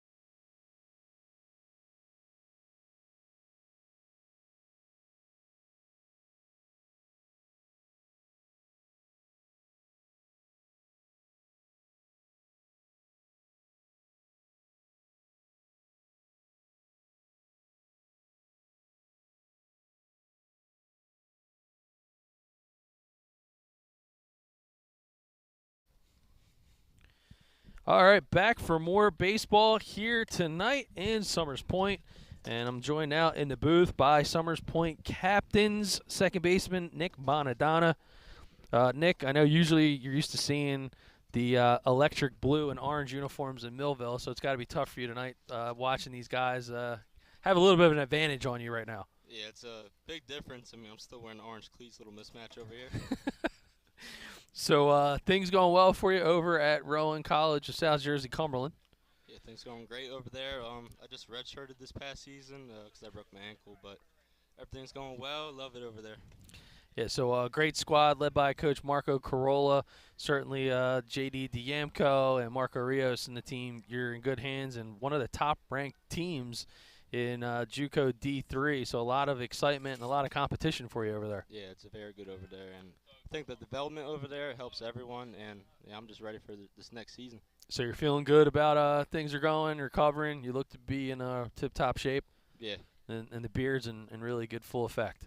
Yeah, a little scruffy, little shape up over here, but. All right. Well, I mean, you wear it better than your older brother. He tends to try to be a guy that likes to grow it out. But I mean, are you guys have some sort of competition? Because the one thing in the Bonadonna household is you guys compete over everything. Like who gets to the dinner table first. I agree. Who wears the shoes the best. I mean, you do it all. I think I'll always be the best looking in the family. I mean, I just don't think that's ever going to change, but. I don't know. I think I'll get that one. Well, listen, really good stuff. And as Tommy Lex goes to work, he's going to face Mike Blackiston. Blackiston homered back in the first and represents the solo shot and the solo run right now for the Summers Point Captains. As he delivers yet again, and he'll take that for a called strike. This guy's been raking all summer so far. Yeah, he's been hot, man. Salem County. Mighty Oak, so a guy that you see a couple times during the year as well on the collegiate scene. Yeah, it's a great team over there. It's good matchups this year against them. So Tommy Lex continuing to work pretty good. A little bit of a tough strike zone. So I know something you've done in the past is throw the baseball a little bit from the mound, but is that something that you're starting to get away from, or are you still trying to do the two-way threat thing? No, I was trying to do two-way, but I'm probably going to be more of a pitcher this season for awesome. For Cumberland, yep. Good deal here. How's it been in the SJSSBL? So your first year in this one, right? It's my second. Second year in? Last year I was on the surf. This year I'm here. And I love it. It's great competition. It gets me a lot of reps, which I really needed because I missed this past season. Yeah. And guys are great. Have a great time over here. It's a good time. Well, I would be remiss as Dante Eduardi dials it in. Blackiston over to first. Now we got runners at first and second as Eduardi digs in. He's got 2 walks on the afternoon, so he's in the 4 spot. But what I was about to say to you, really crazy type of time and situation to be in out here. Certainly, all in having a good time. And a guy that used to have a ton of good fun with was Nito Figueroa, who just tragically had passed just over a week or so ago, and that's got to be tough for not just your Rowan family, but the family in just Cumberland County. I mean, you're a guy that you've known Nito since you guys were young. You used to battle against each other and do the All-Star thing, and then Violent High versus Millville, you guys become teammates, and I'm sure that's got to be a real rough time for you right now. Yeah, Nito was one of the nicest kids I ever met. I mean, anytime you see him, always smile. Anywhere, I mean, bad day, doesn't matter. He's always smiling, making jokes with me. Yeah, it was just always fun to be around, and gonna miss him a lot. I was gonna play for him. Wear that number on his back, 20. Mm-hmm. So yeah, we're gonna miss him a lot. Yeah, and rightfully so. I had the pleasure of having Nito on a few of my all-star teams back in Violent, coming up through the ranks, and often battling against you guys across town and all that district play. And just a couple weeks ago, I had saw him. We were doing a Violent High game, and just smiles ear to ear. Yep. Always the life of the party, as I like to say, in a good way. You'll never find somebody that has something bad to say about a guy like that. And this day and age is kind of unique when we're kind of in an environment. A lot of times guys are known to kind of have, personalities and egos, but he was always a team first kind of guy. Always. And, one of the great memories he had over there, RCSJ Cumberland, as Shapiro ends up striking out there against Tommy Lex, is that, he just seemed to enjoy living in the moment and having a great time with his teammates, and it was never about him. And I think one of the last RCSJ was him getting one of those walk-off wins that seemed to be not too far, not too long ago. And here was a guy who wasn't playing every day, which is awesome. Yeah, he worked very hard. He was kind of almost like a walk-on. He was second pickup, and he worked his tail off every day, and he contributed a lot to the team, and Yeah, it's a big miss not having him for this next season, and yeah, always a great kid. Yeah, indeed. So again, I wanted to give you kind of a moment to give us some background and some of your memories on Ito, but really, again, just a guy that I think so highly of, and so many guys out here on this field and in the South Jersey baseball community certainly felt the same way with him as well. So as we get back to live action here, never an easy transition, but the captains are certainly threatening, and that one's popped straight up and straight back. And I guess Shapiro went for a bat. I thought he apparently had struck out, but he's back in the box. Another Millville guy over here. And quite the year. So I think your old Thunderbolts caught a lot of guys by surprise. Coach Fimiani and Coach Rodriguez helping him out over there, along with Hunter Brelsford. And there's Shapiro. And that ball gets down. That'll score 1. Here comes the throw. It's going to score 2. That'd be roll caps. And heads up. I'm on deck. So Piece of I have hitting. to go. Nick Bonadonna. He's on deck. Me. Go get an RBI, would you? All right, Buddy. Thank you, Nick Bonadonna. All right, there it is on the GameChanger instant replay. A lot of things going on tonight, but a much-needed base knock, 2 RBI single for Shapiro, and I can now catch up on the book as he slides into second base.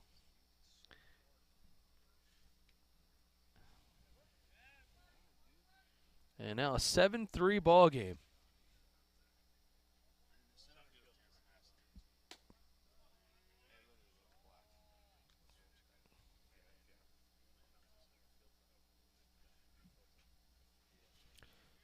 So Jake Rusher.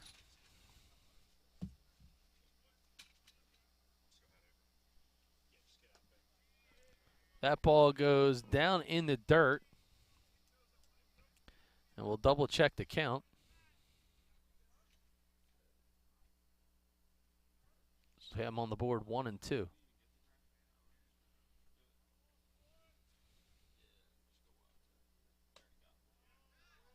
And there's a called strike.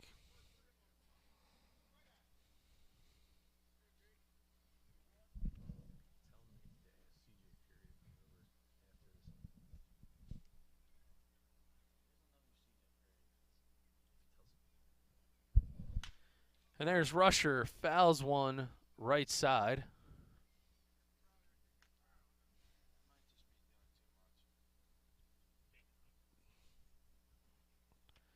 And that ball evaded contact with the road.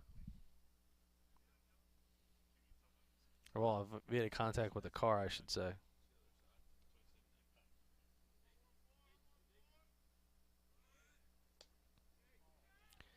That ball is down in the dirt, but heads up base run in by Shapiro as he steals third.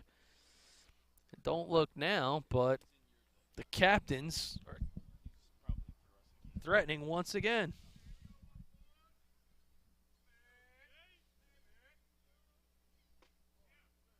And there's ball 4 for Rusher. Now runners at the corners. They're down 4 with 2 outs. And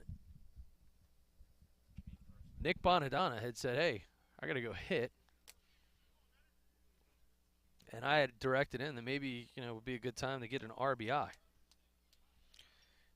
So another runner just 90 feet away. See if Bonadonna can get it done.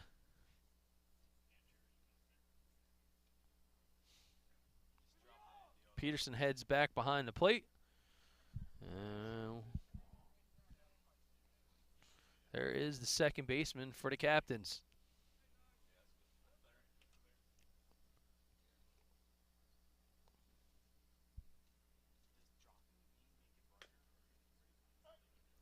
First pitch from Tommy Lex in for a called strike. And,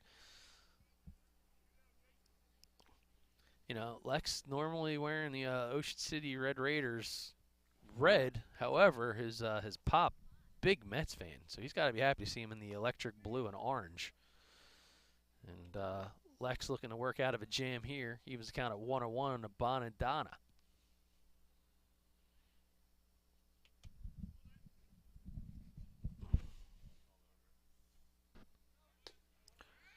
Runner goes. Here goes the throw, and it's not going to be in time.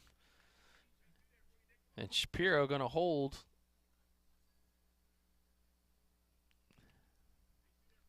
So now runners at second and third. 2-1 is the count. Lex fires again. There's a hard hit ball. Left field, sailing back to the wall, and gone. A 3-run home run from Nick Bonadonna. I told him to go get 1 RBI, and he ends up getting 3. So the bearded wonder with the 3-run bomb to bring the Captains back to within 1. Here it is on the GameChanger instant replay, and get a piece of that. There is no doubt about it. Andino just could turn and look, and the Captains have a lot to celebrate as it's a 1-run ball game.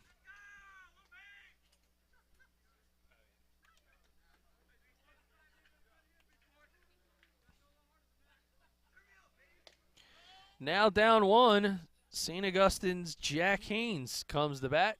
2 outs. And Tommy Lex trying to slow things back down.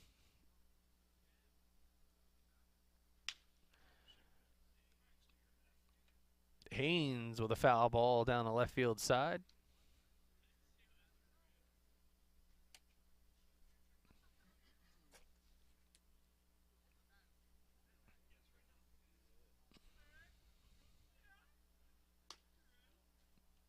That ball is up and out of the zone. Now 2-1.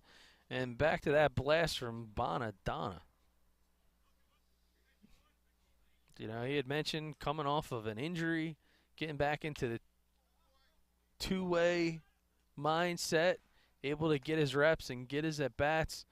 And his team needed him in a big spot with 2 outs. My, oh, my. He absolutely nuked that ball.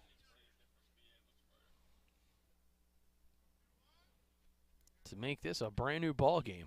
Went from 7-1, now 5 runs of their own in this frame for the Captains. So the Water Dogs put 5 on the board in the top of the 5th. Captains now with 5 of their own in the bottom.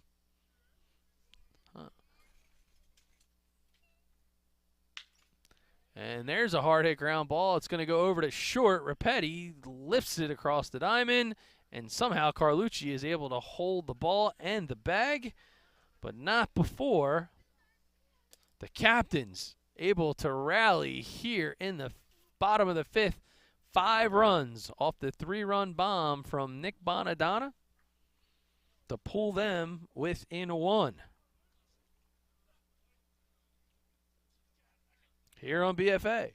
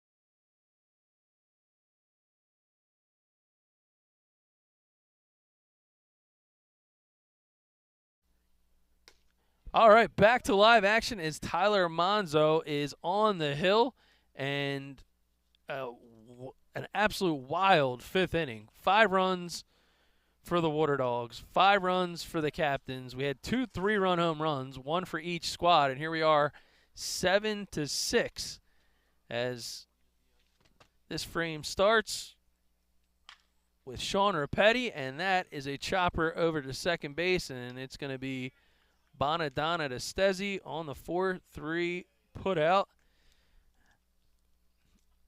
And the guests continue to roll, and now it'll be assistant coach Brian Englert. That's right. Joins us in the booth. So, Coach, thanks for joining us, and I know you're busy doing the GameChanger scoring app, so you're a guy that's multitasking as much as I am, as Patrick Oakes comes to bat with 1 out here in the 6th. So how are things going for the Captains? You know, Coach Sullivan talking about you guys got your first wins, been a couple of tight ball games here, but looked like a little going to be another tough night at the office, but after being down 7-1, you guys are able to rally back, now 7-6. Yeah, not bad. This is the story of all of our lives here with this game. We're always in them and keep battling. Yeah, so Monzo is doing his best to continue to answer the bell. He's gotten himself out of a couple jams. I think more importantly, showed a lot of composure after giving up a big hit last inning. And there's a called strike that'll bring Oakes back to the batter's box. But a player near and dear to your heart, so your own son. So Lucas goes in the books, and that ball there is hit sharply to second base, and Bonadonna has been on point tonight as he's got 2 putouts this frame, another 4-3 putout. So Lucas comes to bat back there in, I believe that was the 3rd inning, and ends up getting the infield single. But more importantly than that, you know, he's a guy that's been a real great addition to the team in more ways than one. And so talk to us about the journey from being involved at a young age with baseball to now seeing him at 17 years old out here as part of the South Jersey South Shore Baseball League. Yep, well, I have to thank Sully for giving us the opportunity for being on the team and the squad here. Yeah, Lucas has been playing ball now since, 5 years old. Yeah. You know, he's, what's the word I'm looking for? Sorry, I'm doing things at No, once you're here. good. It happens to me every time as Ben Hogue takes the 3rd called strike for the punch out, and it ends up being a 1-2-3 inning, but we're going to stay right here. Sure. So Luke was diagnosed with brain tumors when he was at an early age of his life, 16 months old. You know, he's had about 3 surgeries now, chemo, radiation, and he just keeps on battling. Yeah, so, I'm sorry. yeah, no, you're good. We're going to look right here, Coach, just Oh. so you kind of know. So we're kind of using the magic of the Gotcha. of the Zoom, as we'll probably have to get a little bit closer out in front. If you guys want to come here, and Lucas, why don't you Sure. kind of join the crew too? So we're a bit of a headset short tonight. It's all right. But anyway, Brian and Lucas Englert here, part of the Summers Point Captains, and you know, talk a little bit about it, right? So I mean, most guys and dads and parents are like, hey, it's great to kind of come through the little league circuit, 1st grade, 2nd grade. But your guys' journey's been a bunch different. So you've probably spent a bunch more times and seasons trying to rehab from some of these brain surgeries and the like. So talk a little bit about that. Sure. Yeah. So he's had 3 surgeries. His first one 16 months old, his second one in 5th grade, and his 3rd one in 7th grade. So, yeah. And then on top of that, chemo and radiation. So you know, on top of being baseball, yeah, we're always dealing with that, but we never use it as a crutch. We never use it as an excuse. We always push forward and just like live life and try and get everything done that we possibly can and move forward and use it as a positive. Yeah, well, talking to Sully, you know, just a breath of fresh air in terms of some guys think that they've had a bad day or they've had a rough game, or, you know, they get so down on themselves, and when you look in the dugout and your teammates with a guy that comes up and he's contributing and he's just like, I'm happy to be here. Yep. I mean, at the end of the day, you guys think that this is a problem. This is not a problem, and I'm sure that that's giving you a whole different perspective on a lot of things. It has, and never did we even think we'd be this far in baseball, to be honest with you. And again, thanks to Sully for giving us the opportunity for being on this team and allowing me to help and be with my son, which Yeah. I always am. So, and yeah, you know, every day's a great day when we're out here. And again, never thought we'd make it this far with baseball, and here we are still playing, and having fun. Yeah, no, hey, listen, it's outstanding, and I think the way that the team has been able to kind of rally around, you know, both of you guys and Lucas in particular, and it's just like, he's out there, he's hacking, he's putting the ball in play, he's able to contribute, and I think for them it really gives them even more kind of motivation to want to spend every game like it's one of the best games they get a chance to play. Exactly, and the guys have been fantastic with them. The whole team has been great, and it's just been a wonderful experience so far. The team is awesome. You know, aside from our record, which we will improve, honestly, the whole experience has just been great. So Blum's going to pop up over there to shortstop, and then I'll record the first out of the inning. But again, you're doing the game changer on top of it, so you got double duty. But we just wanted to take a moment or two, appreciate, thank you for all that you and your son do to motivate, inspire other guys throughout the league and being involved in part of the Sjssbl, and wish you guys nothing but the best. Thank you very much. I really appreciate it as well. And thank you for the interview, Doug. You got it, man. Appreciate it. Coach Brian Engler and the Summers Point captains going back to battle here and see what they can pull out. And then if we get 2 games in a row, they call that a streak. And wouldn't you know, we'll stay right here because Lucas is now off the bat.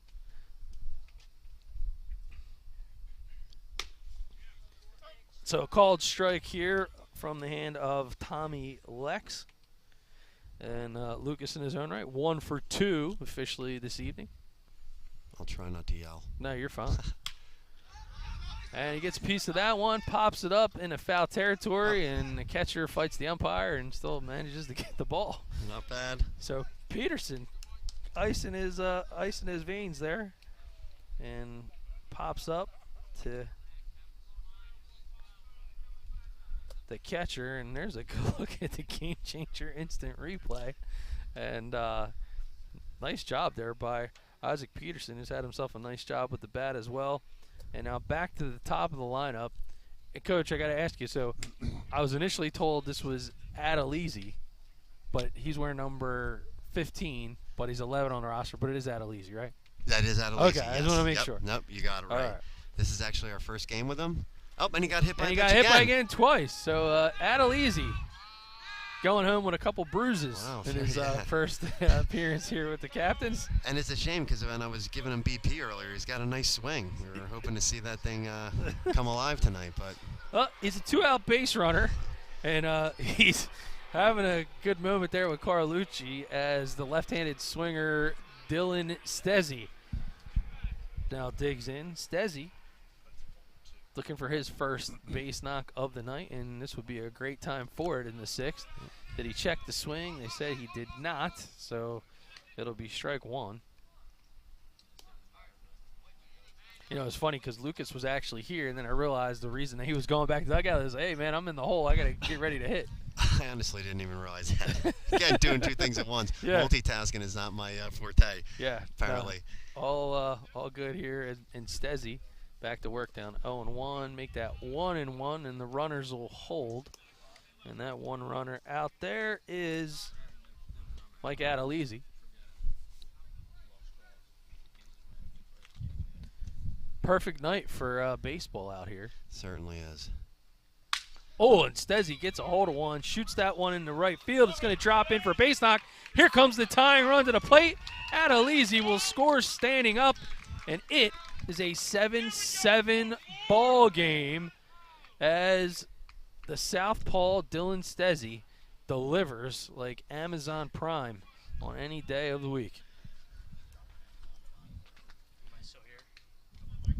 And well, now I get joined in the booths. Well, maybe we hand the headset over to Lucas. All right. Yep. So Brian Engler hands it over to Lucas, and Blackiston. He's able to make a connection, but it's going to be right at Hogue, and that will end the frame, but not before they're able to tie the ball game. It's 7-7 off the RBI single from Eastern alum Dylan Stezzi, but we'll have an opportunity to stand right here, and maybe we can get Nick to swing on over. So, Lucas, you're going to step up over here. All right. Yeah, just enough. Just face this way. There you go. All right, so there we are. So I'm now joined by Lucas Engler, and Lucas, man, Summers Point captain. So I don't know, man. It was a lucky bat going tonight where he put the extra time in the cage, but start off the game with an infield single, and then a little bit of a tough pop out there. But you're facing guys like C.J. Fury, a Villanova commit, and that's got to be a new experience. Yeah, just trying to just hit the ball and get performance in these games and do what I can. No, 100%. So, how has it been doing a lot of extra work in the cage, trying to get some extra reps in? Because, you're a guy that arguably it's been a little bit of a tougher climb to get here. You've overcome a lot of things on a personal level and from a physical level. So, what's it like trying to get in, get some extra reps, training with your dad, thinking like, hey, I'm going to be facing guys that are, D1 collegiate level pitchers and guys that have, been like Denny Brady and thrown in the pros? Scary? I mean, not really, but maybe a little, but I was a little nervous, but Yeah, we were doing well. Certainly contributing in a big way to the team, and now we got ourselves a tie ball game. So you're down 7-1. Now you guys are up 7-7. What's it like right now with Coach Sullivan? Is he going crazy in there? I mean, he's probably just happy. I don't know. He's like, good job, boys. Yeah. That's all he is. All right, so we're going to shift our focus back over here, and you can kind of help me out along the way. So we got the pitcher, little P.O. Power, and Tommy Lex coming to the plate. It's a 1-2 count. Tyler Monzo seems to be going the distance, and he's able to start things off here in the top of the 7th with a strikeout. So let's see here. Put that K in the book. And now we go back to the top of the lineup, and it's going to be Joe Rapetti. So Rapetti is 2 for 3 on the evening. He's got 2 runs scored, a double, and a single. First pitch from Monzo is in for a called strike.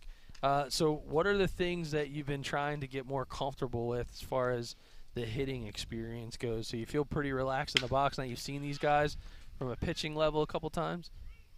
I mean, yeah, I've been pretty comfortable. That's the one thing I've been trying to get comfortable about is hitting against older men. Like 20-year-olds, 30-year-old men. Yeah, no, it's not an easy task, and I can relate because a few years back I decided to jump into a men's league, and I was facing some college pitchers, and that's where I give you all the credit in the world because I can tell you one thing. I don't know what the helmet was made out of, but I didn't think it was strong enough. So lots of kudos and credit to you, especially a guy that, you had some experience when you were younger doing the Little League thing, but, you trying to kind of earn your keep and get around to the team when you don't face this level of pitchers on a regular basis. It's not easy to do. As Mainland's alum, Mark Elliott now climbs in. He doubled and scored a run in his last at-bat, and you're a guy that had attended Mainland. Yes? You're still there? Yeah, I'm still there. Okay. Yeah, Very I cool. went against him, yeah. So the Mustang. Yeah. Yeah, so a real deep program that's over there too, and I know you're familiar with a lot of the guys that are on the team and a lot of guys that play in this league in the summer. So pretty cool experience to be able to go back to school and be like, yeah, man, I was hanging with some of these guys. Yeah, and just being like, oh, I get to play these guys in this league now again. Yeah. Like it was Babe Ruth, Little League, like all that.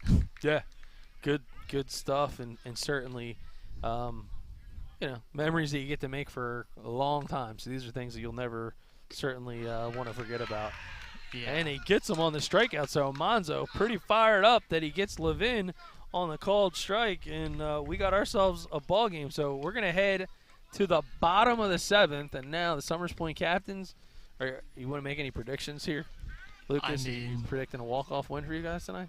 Probably either like Stez or hoping a home run from him. All right, home run from Stez. Let's see if we make out. We got a little bit of ways to go, but nonetheless, it's going to be the bottom of the 7th coming up, and it'll be Eduardi, Shapiro, and Rusher for the Captains as they look to pull this one out, or maybe it'll be a little bit of extra inning bonus baseball. Who knows? Here on BFA. Yeah. All right, well, listen, Lucas, appreciate you being in the booth. Want to wish you nothing but the best. Thank and you. Hopefully your captains can come out on top tonight. Thanks, man. All right, you got it. That was Lucas Englert here for the Summers Point Captains. And we'll step aside, and we'll be back for more baseball coming up. Bottom of the 7th on BFA.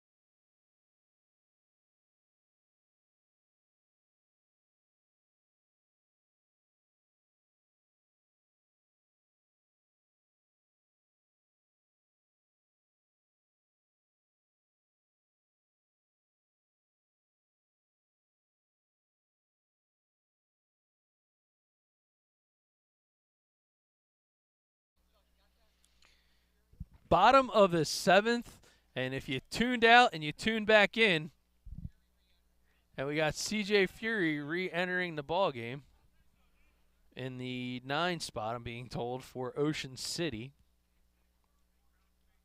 But right now,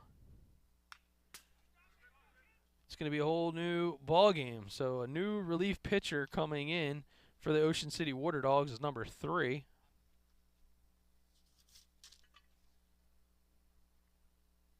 And it's Mark Elliott. So Elliott with the heavy hand, and he is throwing smoke.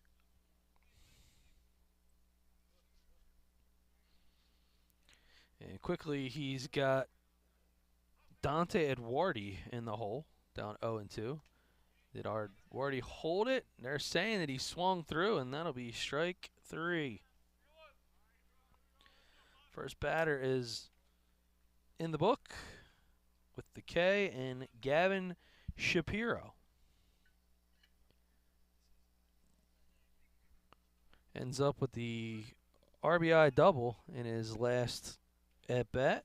He is 1 for 3 on the afternoon.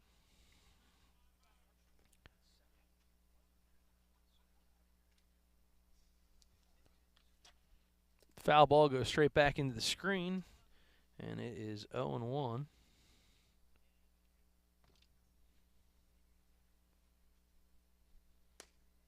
Swing and a miss. So Elliott absolutely throwing cheddar.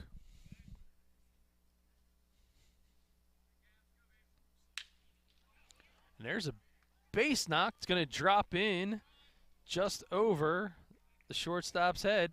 And with 1 out, Shapiro picks up his 2nd hit of the evening.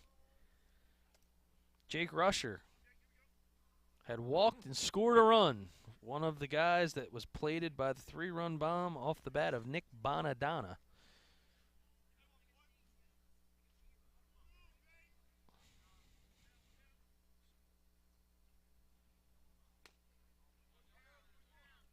Healthy hack there. Swing and a miss for Rusher. Playing center field, St. Augustine Hermit.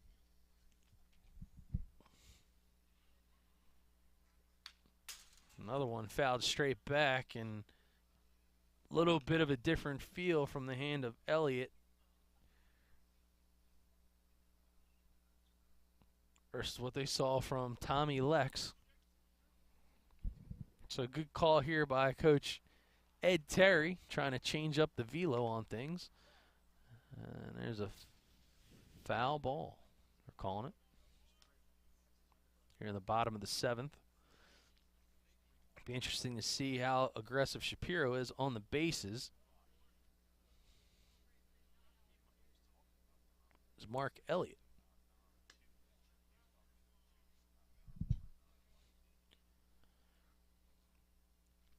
One and 2 now is the count. Elliott, his signature style, likes to work at a fast tempo. And that ball flared out of play. Right side.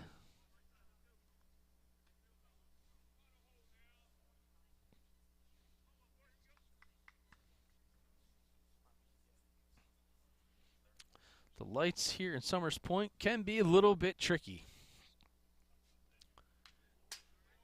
Rushers continuing to battle. That one fouled straight back.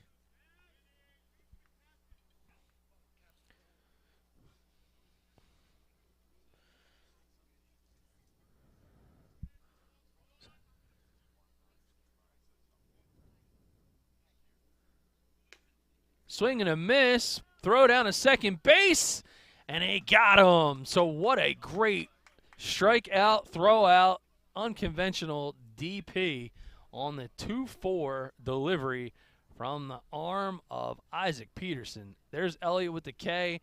Here's Peterson with the throw. And there is the tag on the money from Hogue. Bonus baseball here on BFA.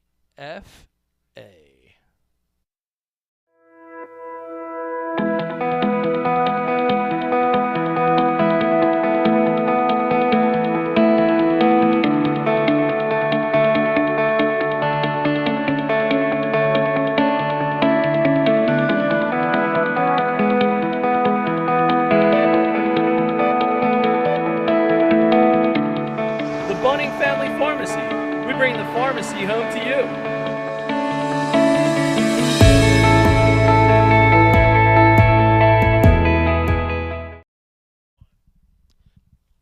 Bonus baseball, courtesy of the Bunning Family Pharmacy. They bring the pharmacy home to you. Joe Bunning and his team over in Northfield. Be sure to reach out to them. You need to change up that script, the one that's the automatic delivery, be it on a monthly basis, 90-day supply, doesn't matter. They'll reach out to the pharmacy that you deal with. They'll do the paperwork. They'll change it over. They'll even consult with your physician. So support the South Jersey South Shore Baseball League by supporting those businesses and sponsors like the Bunning Family Pharmacy. So a crazy game.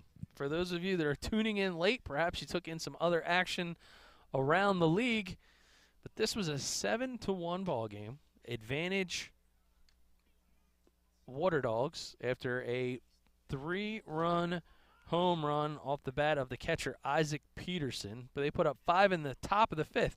In the bottom of the 5th, the Captains answer back. Summers Point with a 3-run bomb of their own, courtesy of Nick Bonadonna, put their 5 on the board. Dylan Stezzi delivers the RBI single in the 6th to tie this one up. And there we have it as we head to the top of the 8th, and it'll be Levin, Andino, and Peterson due up for Ocean City.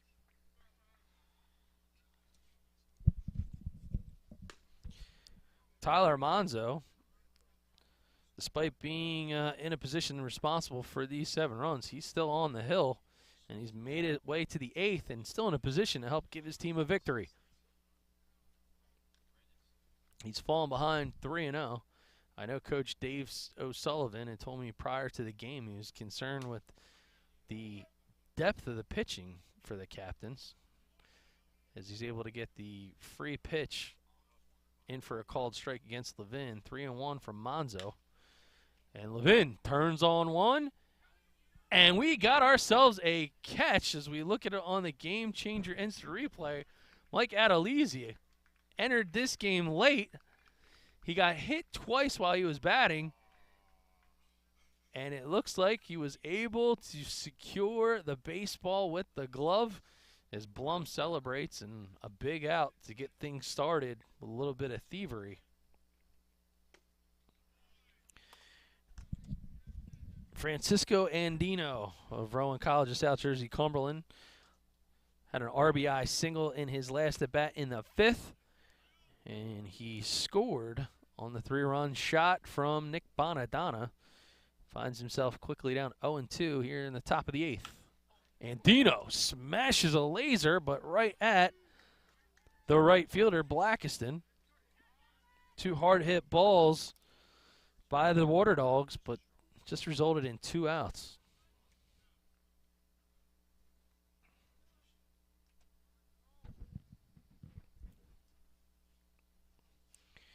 Monzo checks the baseball, and he's going to come up with a strategy as Isaac Peterson, 2 for 3 tonight. 3-run home run in the 5th, singled and a stolen base in the 4th, and he's flown out to the left back in the 2nd. So 2 for 3. First pitch is a strike. Ball gets away from Monzo. Now 1-1.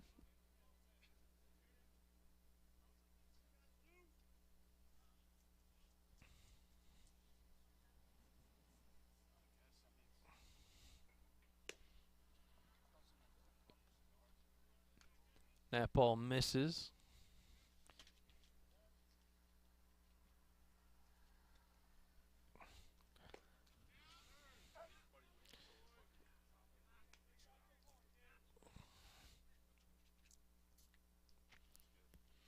I finally decided to give in to the wear some off cologne for the BFA team here in the 8th, and Peterson goes back to the dugout. Monzo able to keep his cool. He gets a 1-2-3 inning to get us started in bonus baseball coverage. And we're going to the bottom of the 8th for the Captains. Could it be another BFA walk-off? It's Bonadonna, Haynes, and Blum. They're coming up next.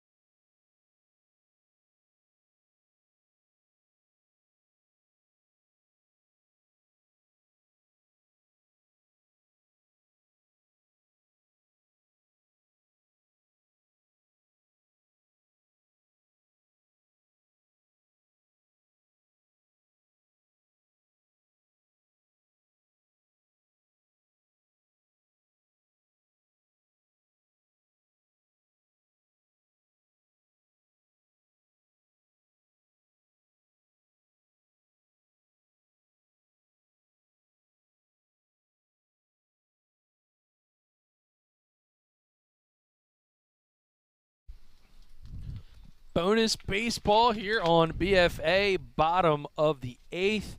And now joining me in the booth is Eastern alum and current Rochester player, Dylan Stezzi. And as we get things started here, Dylan, it's going to be Bonadonna, Haynes, and Blum. But you came up captain clutch, so the big one that you needed tonight was the RBI single to tie this thing up. And, 2 outs. What were you thinking going into there? I mean, right before that I was over 3. Had a couple good at-bats, but just not putting great barrel on the baseball. Found a lot of pitches off. So I just simplified my approach a little bit. Kid wasn't really throwing hard, per se, but I knew I was going to see off speed early in the count. And once he went 1-1, I had pretty good confidence he was going to come back with his fastball. And I just got a little far out in front of it, got a little lucky, a little off the end of the bat, but line drive in the right field will take it, ties the game. And we got extra innings baseball. No one can complain about that. Well, Nick Bonadonna followed, he was just prior to you with his heroics, and he finds himself now 1-2. So when you're facing a guy throwing a little bit harder in terms of Mark Elliott, what's the kind of approach, what's some of the recommendations you give to some of these guys since you've seen some harder pitching than most? I mean, at this point, it's late in the game. He's coming in. He's just trying to throw strikes. So I recommend to those guys just to shorten up, like just trying to put barrel on baseball and, put balls in play, make them beat us sort of thing. Like, don't give them free outs with strikeouts. And besides that, I mean, it's nothing these kids haven't seen before, too. Like, Mark throws pretty hard, but, like, he's more of a fielder than a pitcher. So he's going to come in and huck a little bit more than he is going to, like, throw off speed. Right. So Elliott continues to keep his foot on the gas, and he gets a strikeout against Bonadonna, his first victim, and I guess he's throwing enough heat that the umpire's glasses have fogged up a little seriously, bit. So he's going going to take a break. Clear off the. It's that mask he's wearing too, Yeah, fog it up. So it's going to be Haynes and Blum.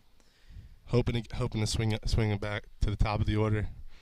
Trying to get myself another at bat, maybe. A couple guys on.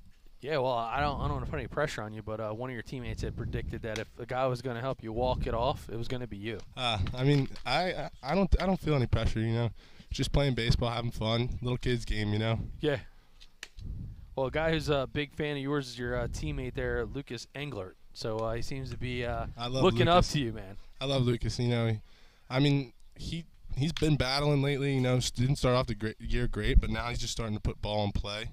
And, stuff's happening for him. He got a hit tonight, and hopefully he gets up again here in this inning and can do something for us. It's a tough game in more ways than one, but certainly, you know his story, and there's a nice shot, but able to gobble that up is Rapetti, and he's going to get it over to Carlucci.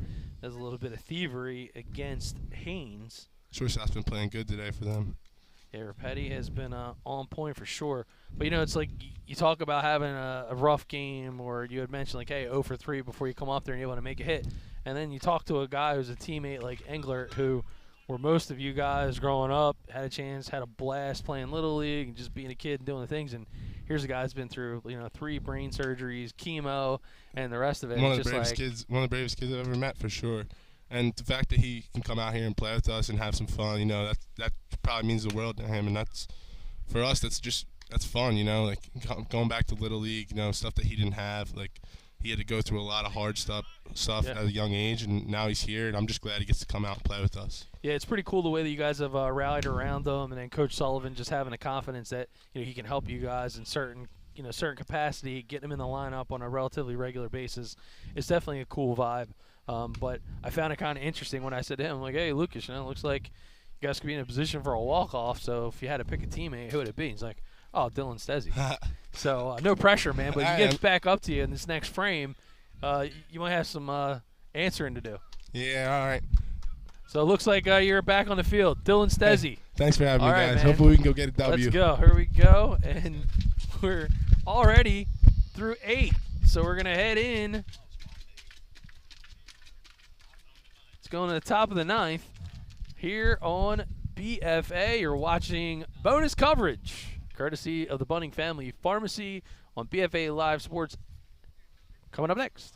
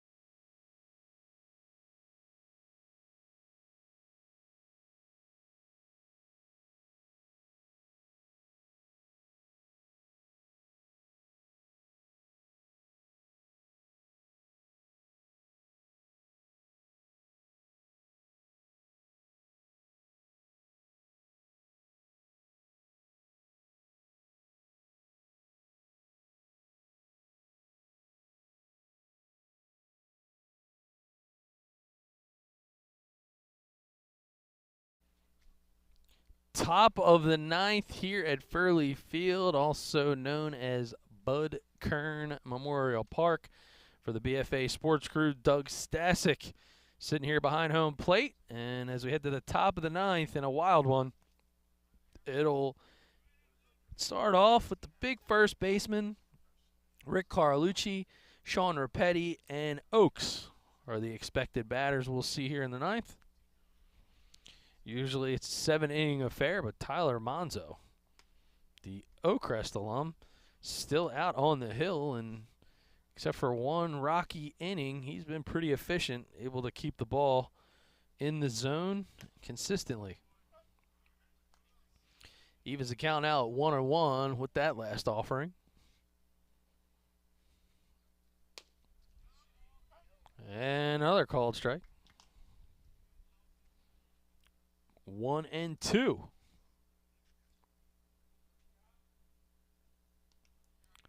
That ball down in the dirt. And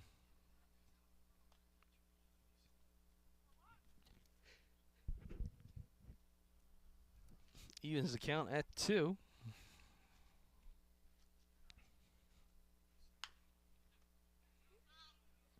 Ball's fouled over towards third base.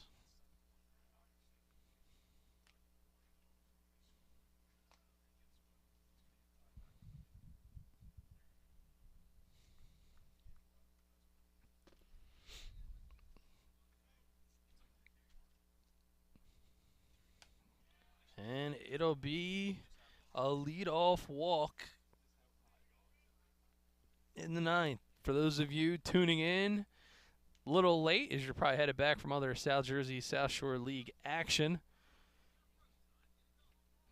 it was a wild game. So it was a 2-1 ball game as we headed into the fifth, and a 3-run home run from the catcher Isaac Peterson capped off a 5-run top of the fifth for the Water Dogs of Ocean City. Down 7-1. The captains sailed up to the plate, and a 3-run home run from Nick Bonadonna capped off a 5-run effort in the bottom half of the fifth.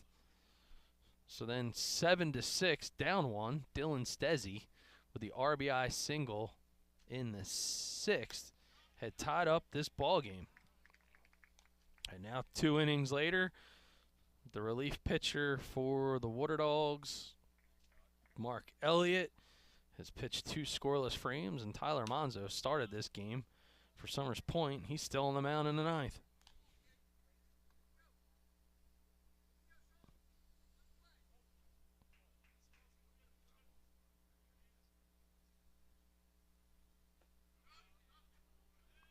Swing and a miss. He struck him out, so he gets Rapetti. 1 runner on with 1 out for the third baseman, Patrick Oaks. Oaks looking for his first hit of the ball game. He is 0 for 3. And first pitch, swing and a miss.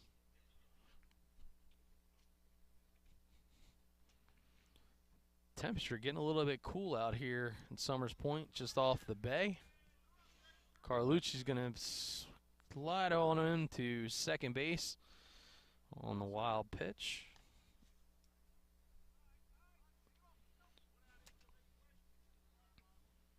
And Oaks with an opportunity perhaps to give the Water Dogs a lead with a single into the outfield.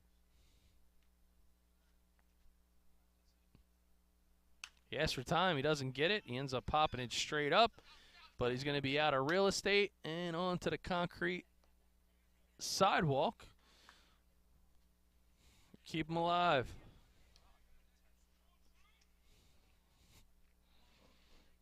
Here is the BFA crew. Thanks for tuning in tonight. Nick Penza and the squad.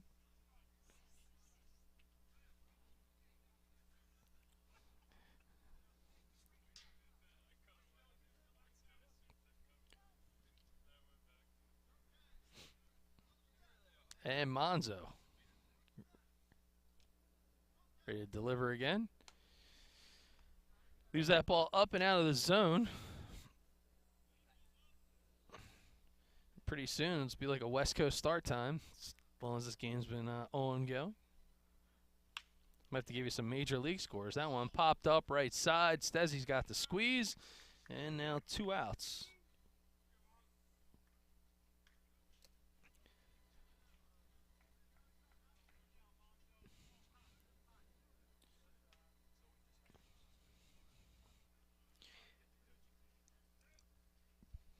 And a quick conversation by Ed Terry with Ben Hogue with 2 outs.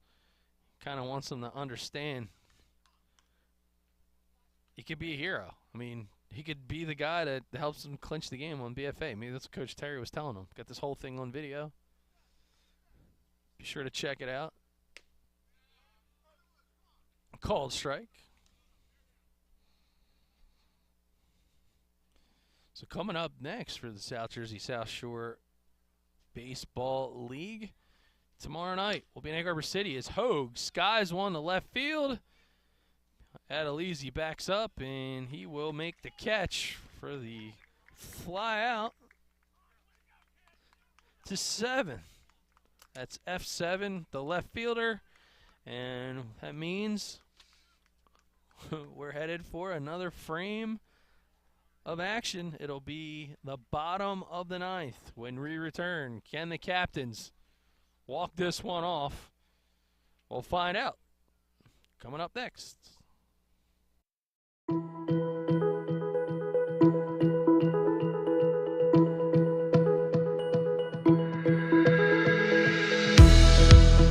Hi, I'm Joe Bunning from Bunning Family Pharmacy. We're so proud to once again be able to bring the best in high school athletics to you. Once again, partnering up with BFA Productions, and we're giving you that virtual front row seat at home. Thank you so much, and enjoy the game.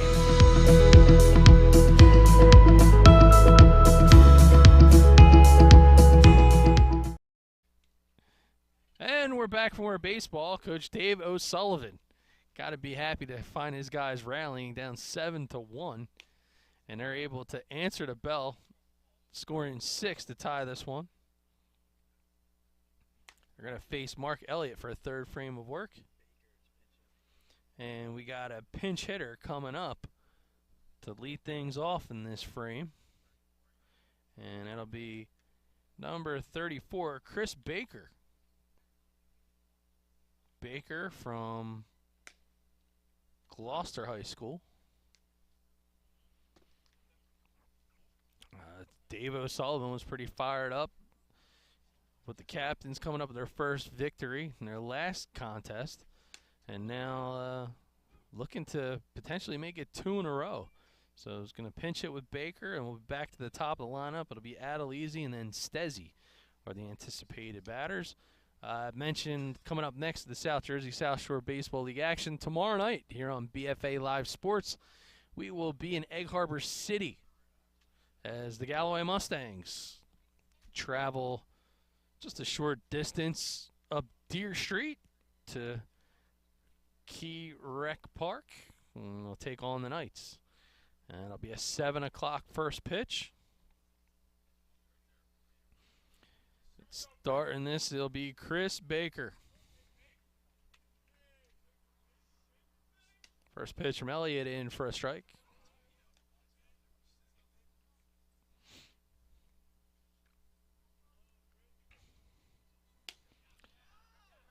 Healthy hack, but he's down 0-2 quickly to Mark Elliott.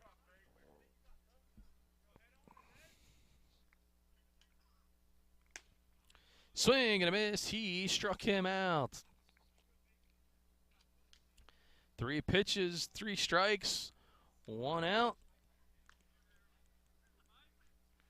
And that's Adelizi, number 11, on our roster.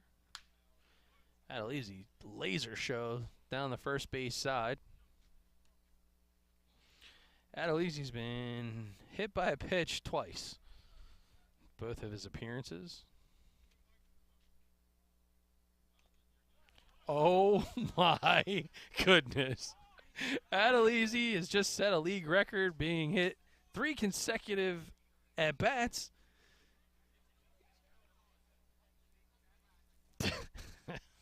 I don't even know what to say other than that, but he has been a magnet. Here it is in the Game Changer instant replay, and kerplunk. And that'll bring up Dylan Stezzi. Stezzi, the RBI single that tied this ball game back in the 6th. University of Rochester. Stezzi, healthy hack, throw down to second, is on the money, and he gets him. So a nice throw out there by Peterson. Absolute missile right on the money.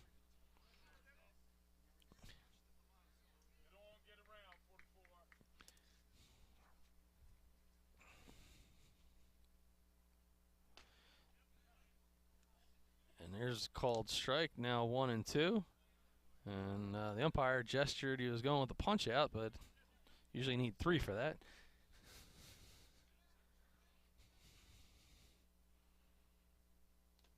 He's able to check in his swing. Evens the count now at 2-2. So got to appreciate the aggressiveness trying to get Adelizi in the scoring position. And there is a swing and miss. Strike 3. We've played 9, and it hasn't been enough. We're going to head to the 10th. Coming up, it's going to be Fury, Rapetti, and Mark Elliott coming due for the Ocean City Water Dogs for the late night show on BFA.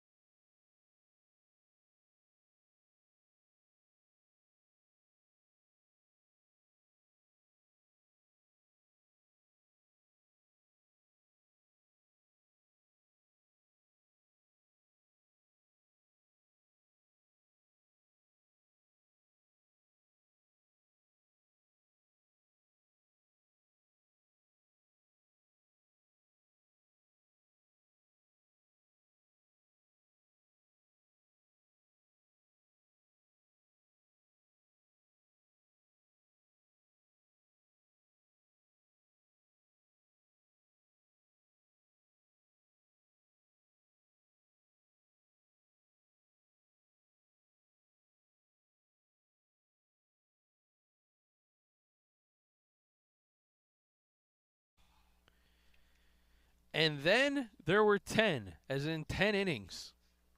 We're going to the 10th. And Tyler Monzo, the starting pitcher, is still out on the hill for the captains of Summers Point. If you're the Ocean City Water Dogs, you got to be thinking we just got to get into the bullpen, try to change things up. And CJ Fury, who had a stellar outing in his own right on the hill, he was lifted with a 7-1 lead. And lo and behold, that all changed.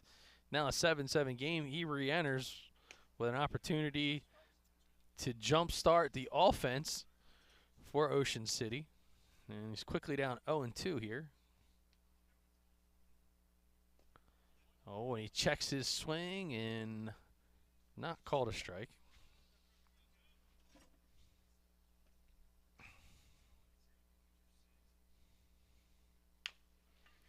There's a weak dribbler back to Monzo, and he goes over to Stezzi, and it's a 1-3 putt out.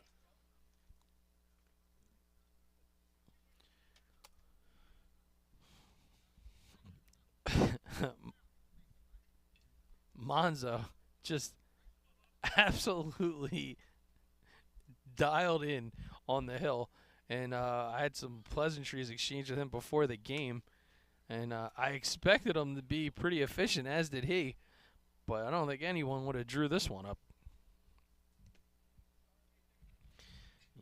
Down a little bit now, 2-0 to the shortstop Joe Rapetti.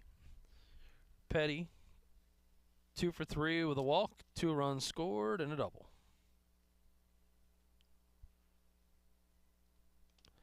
That ball bounces in, and 3-0.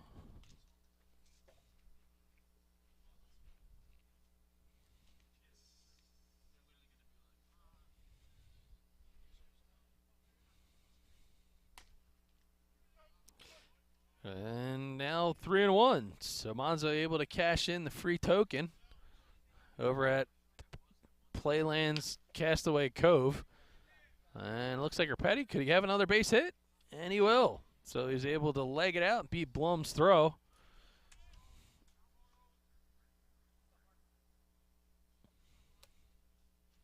As Mark Elliott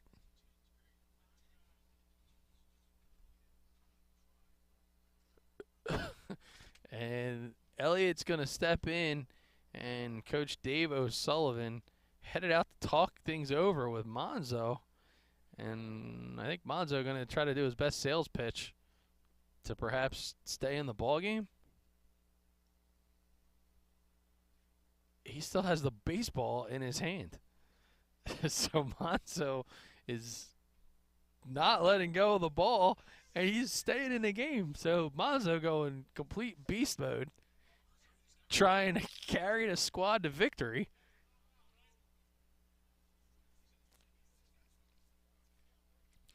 So Monzo going to dial it back in. He waves off the coach. This is epic.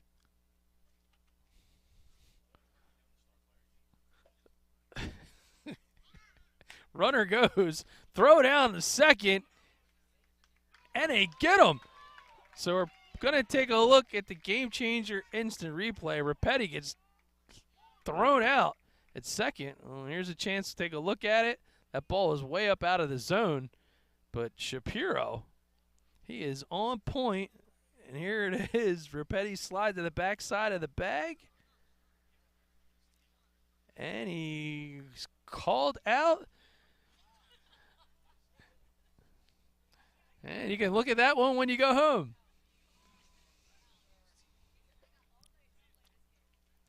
So nonetheless, Shapiro is going to get credit with the throw out at second base.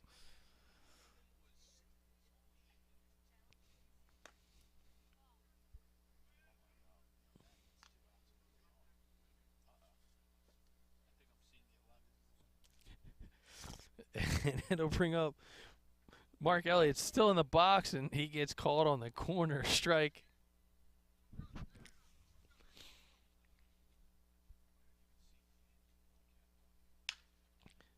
Got good wood on it. It's going to find its way through the middle, and Elliott is aboard.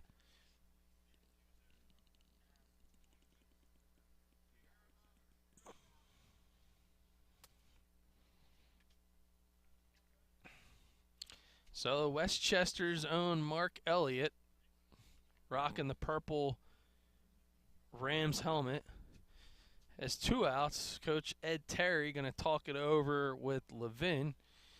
And they've got to be up to no good trying to figure out how to get a runner into scoring position for a chance to go ahead here in the top of the 10th.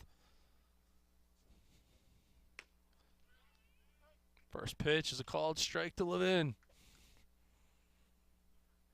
Monzo, the lefty, looking over at Elliott, and he checks him back to the bag. Elliott, absolute speed on the bases. Monzo with a quick delivery to home, helping them keep it at bay. I'm hoping that someone plugged in the camera in center field, or we're going to find out quickly that the batteries only last a certain amount of time as this game wears on. And that ball is fouled out of play. Speaking of which, has anyone done a check on our power source for the cameras of first and third? Oh, okay.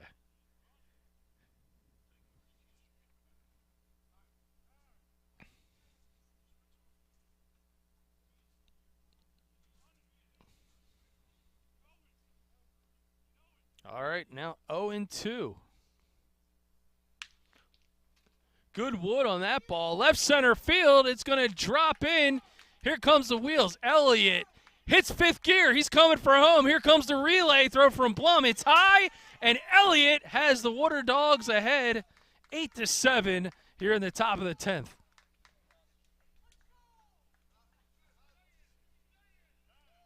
Here it is on the Game Changer instant replay. Adelizi with the good relay to Blum. You see Elliott all the way from first base. And that is now an 8-7 lead on a huge RBI double from Brody Levin.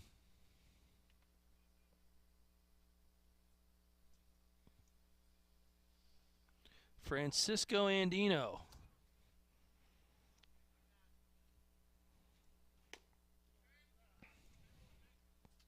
Pitch is called on the outside corner.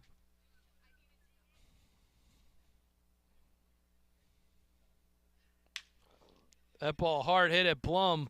Blum going to handle it, and he gets it over to Stezzi to end the frame. But most importantly, the RBI double from Brody Levin scores Mark Elliott on 3 hits in that frame. Can they hang on? Can they slam the door? The Summers Point captains coming to bat down 1 here in the bottom of the 10th.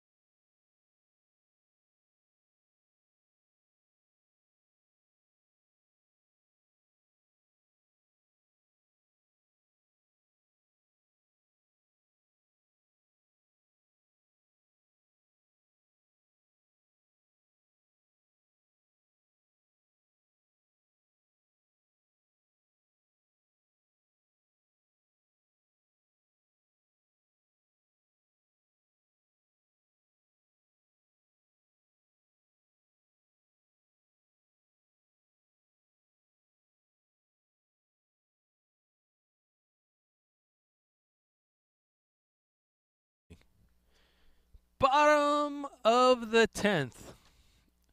Here on BFA Sports, Doug Stasic and the BFA Sports crew. Just behind home plate. And Mark Elliott scored the go-ahead run, being knocked in by his former Mustang teammate, Brody Levin. He's going to try to slam the door on the captains. And it's going to be Blackiston, who hit a solo home run earlier in this one, followed by Eduardi and Shapiro. Elliott behind 2-0, starting the 10th.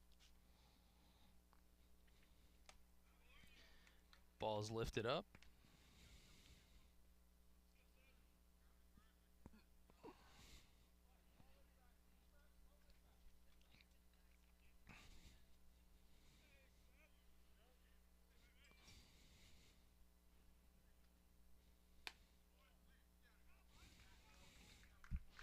And a leadoff walk for the Capitans. Make that Mike Blackiston. Dante Eduardi now of Ocean City. Unique scenario as he looks into the Ocean City Water Dogs dugout and sees his high school coaches in Bristol and Ed Terry. A little bit of small ball on deck here for Coach Sullivan, perhaps.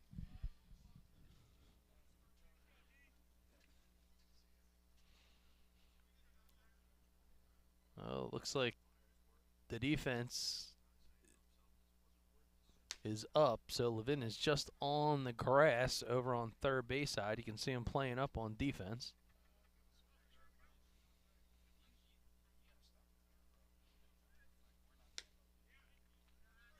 Healthy hack, swing and a miss.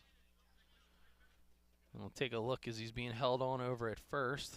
There we go. You can see Levin backing up now. Called strike 3 on the punch out on the corner. So Eduardi sent back to the dugout. Elliott dealing, and now it'll be Gavin Shapiro, who singled in his last at bat. And he had the big throw out the last inning. Caught stealing as he shot down Rapetti. 1 ball is the count.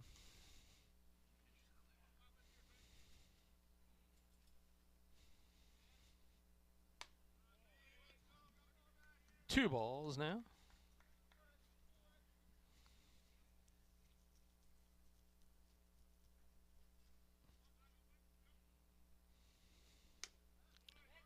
Swings through it.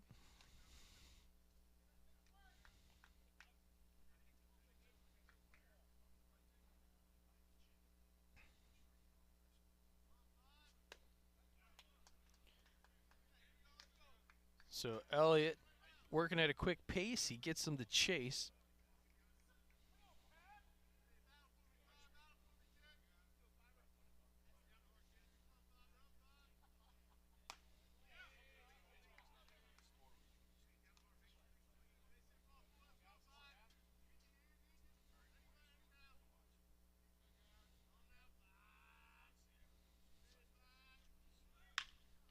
That ball is hit hard. It's going to be a tailor-made double play.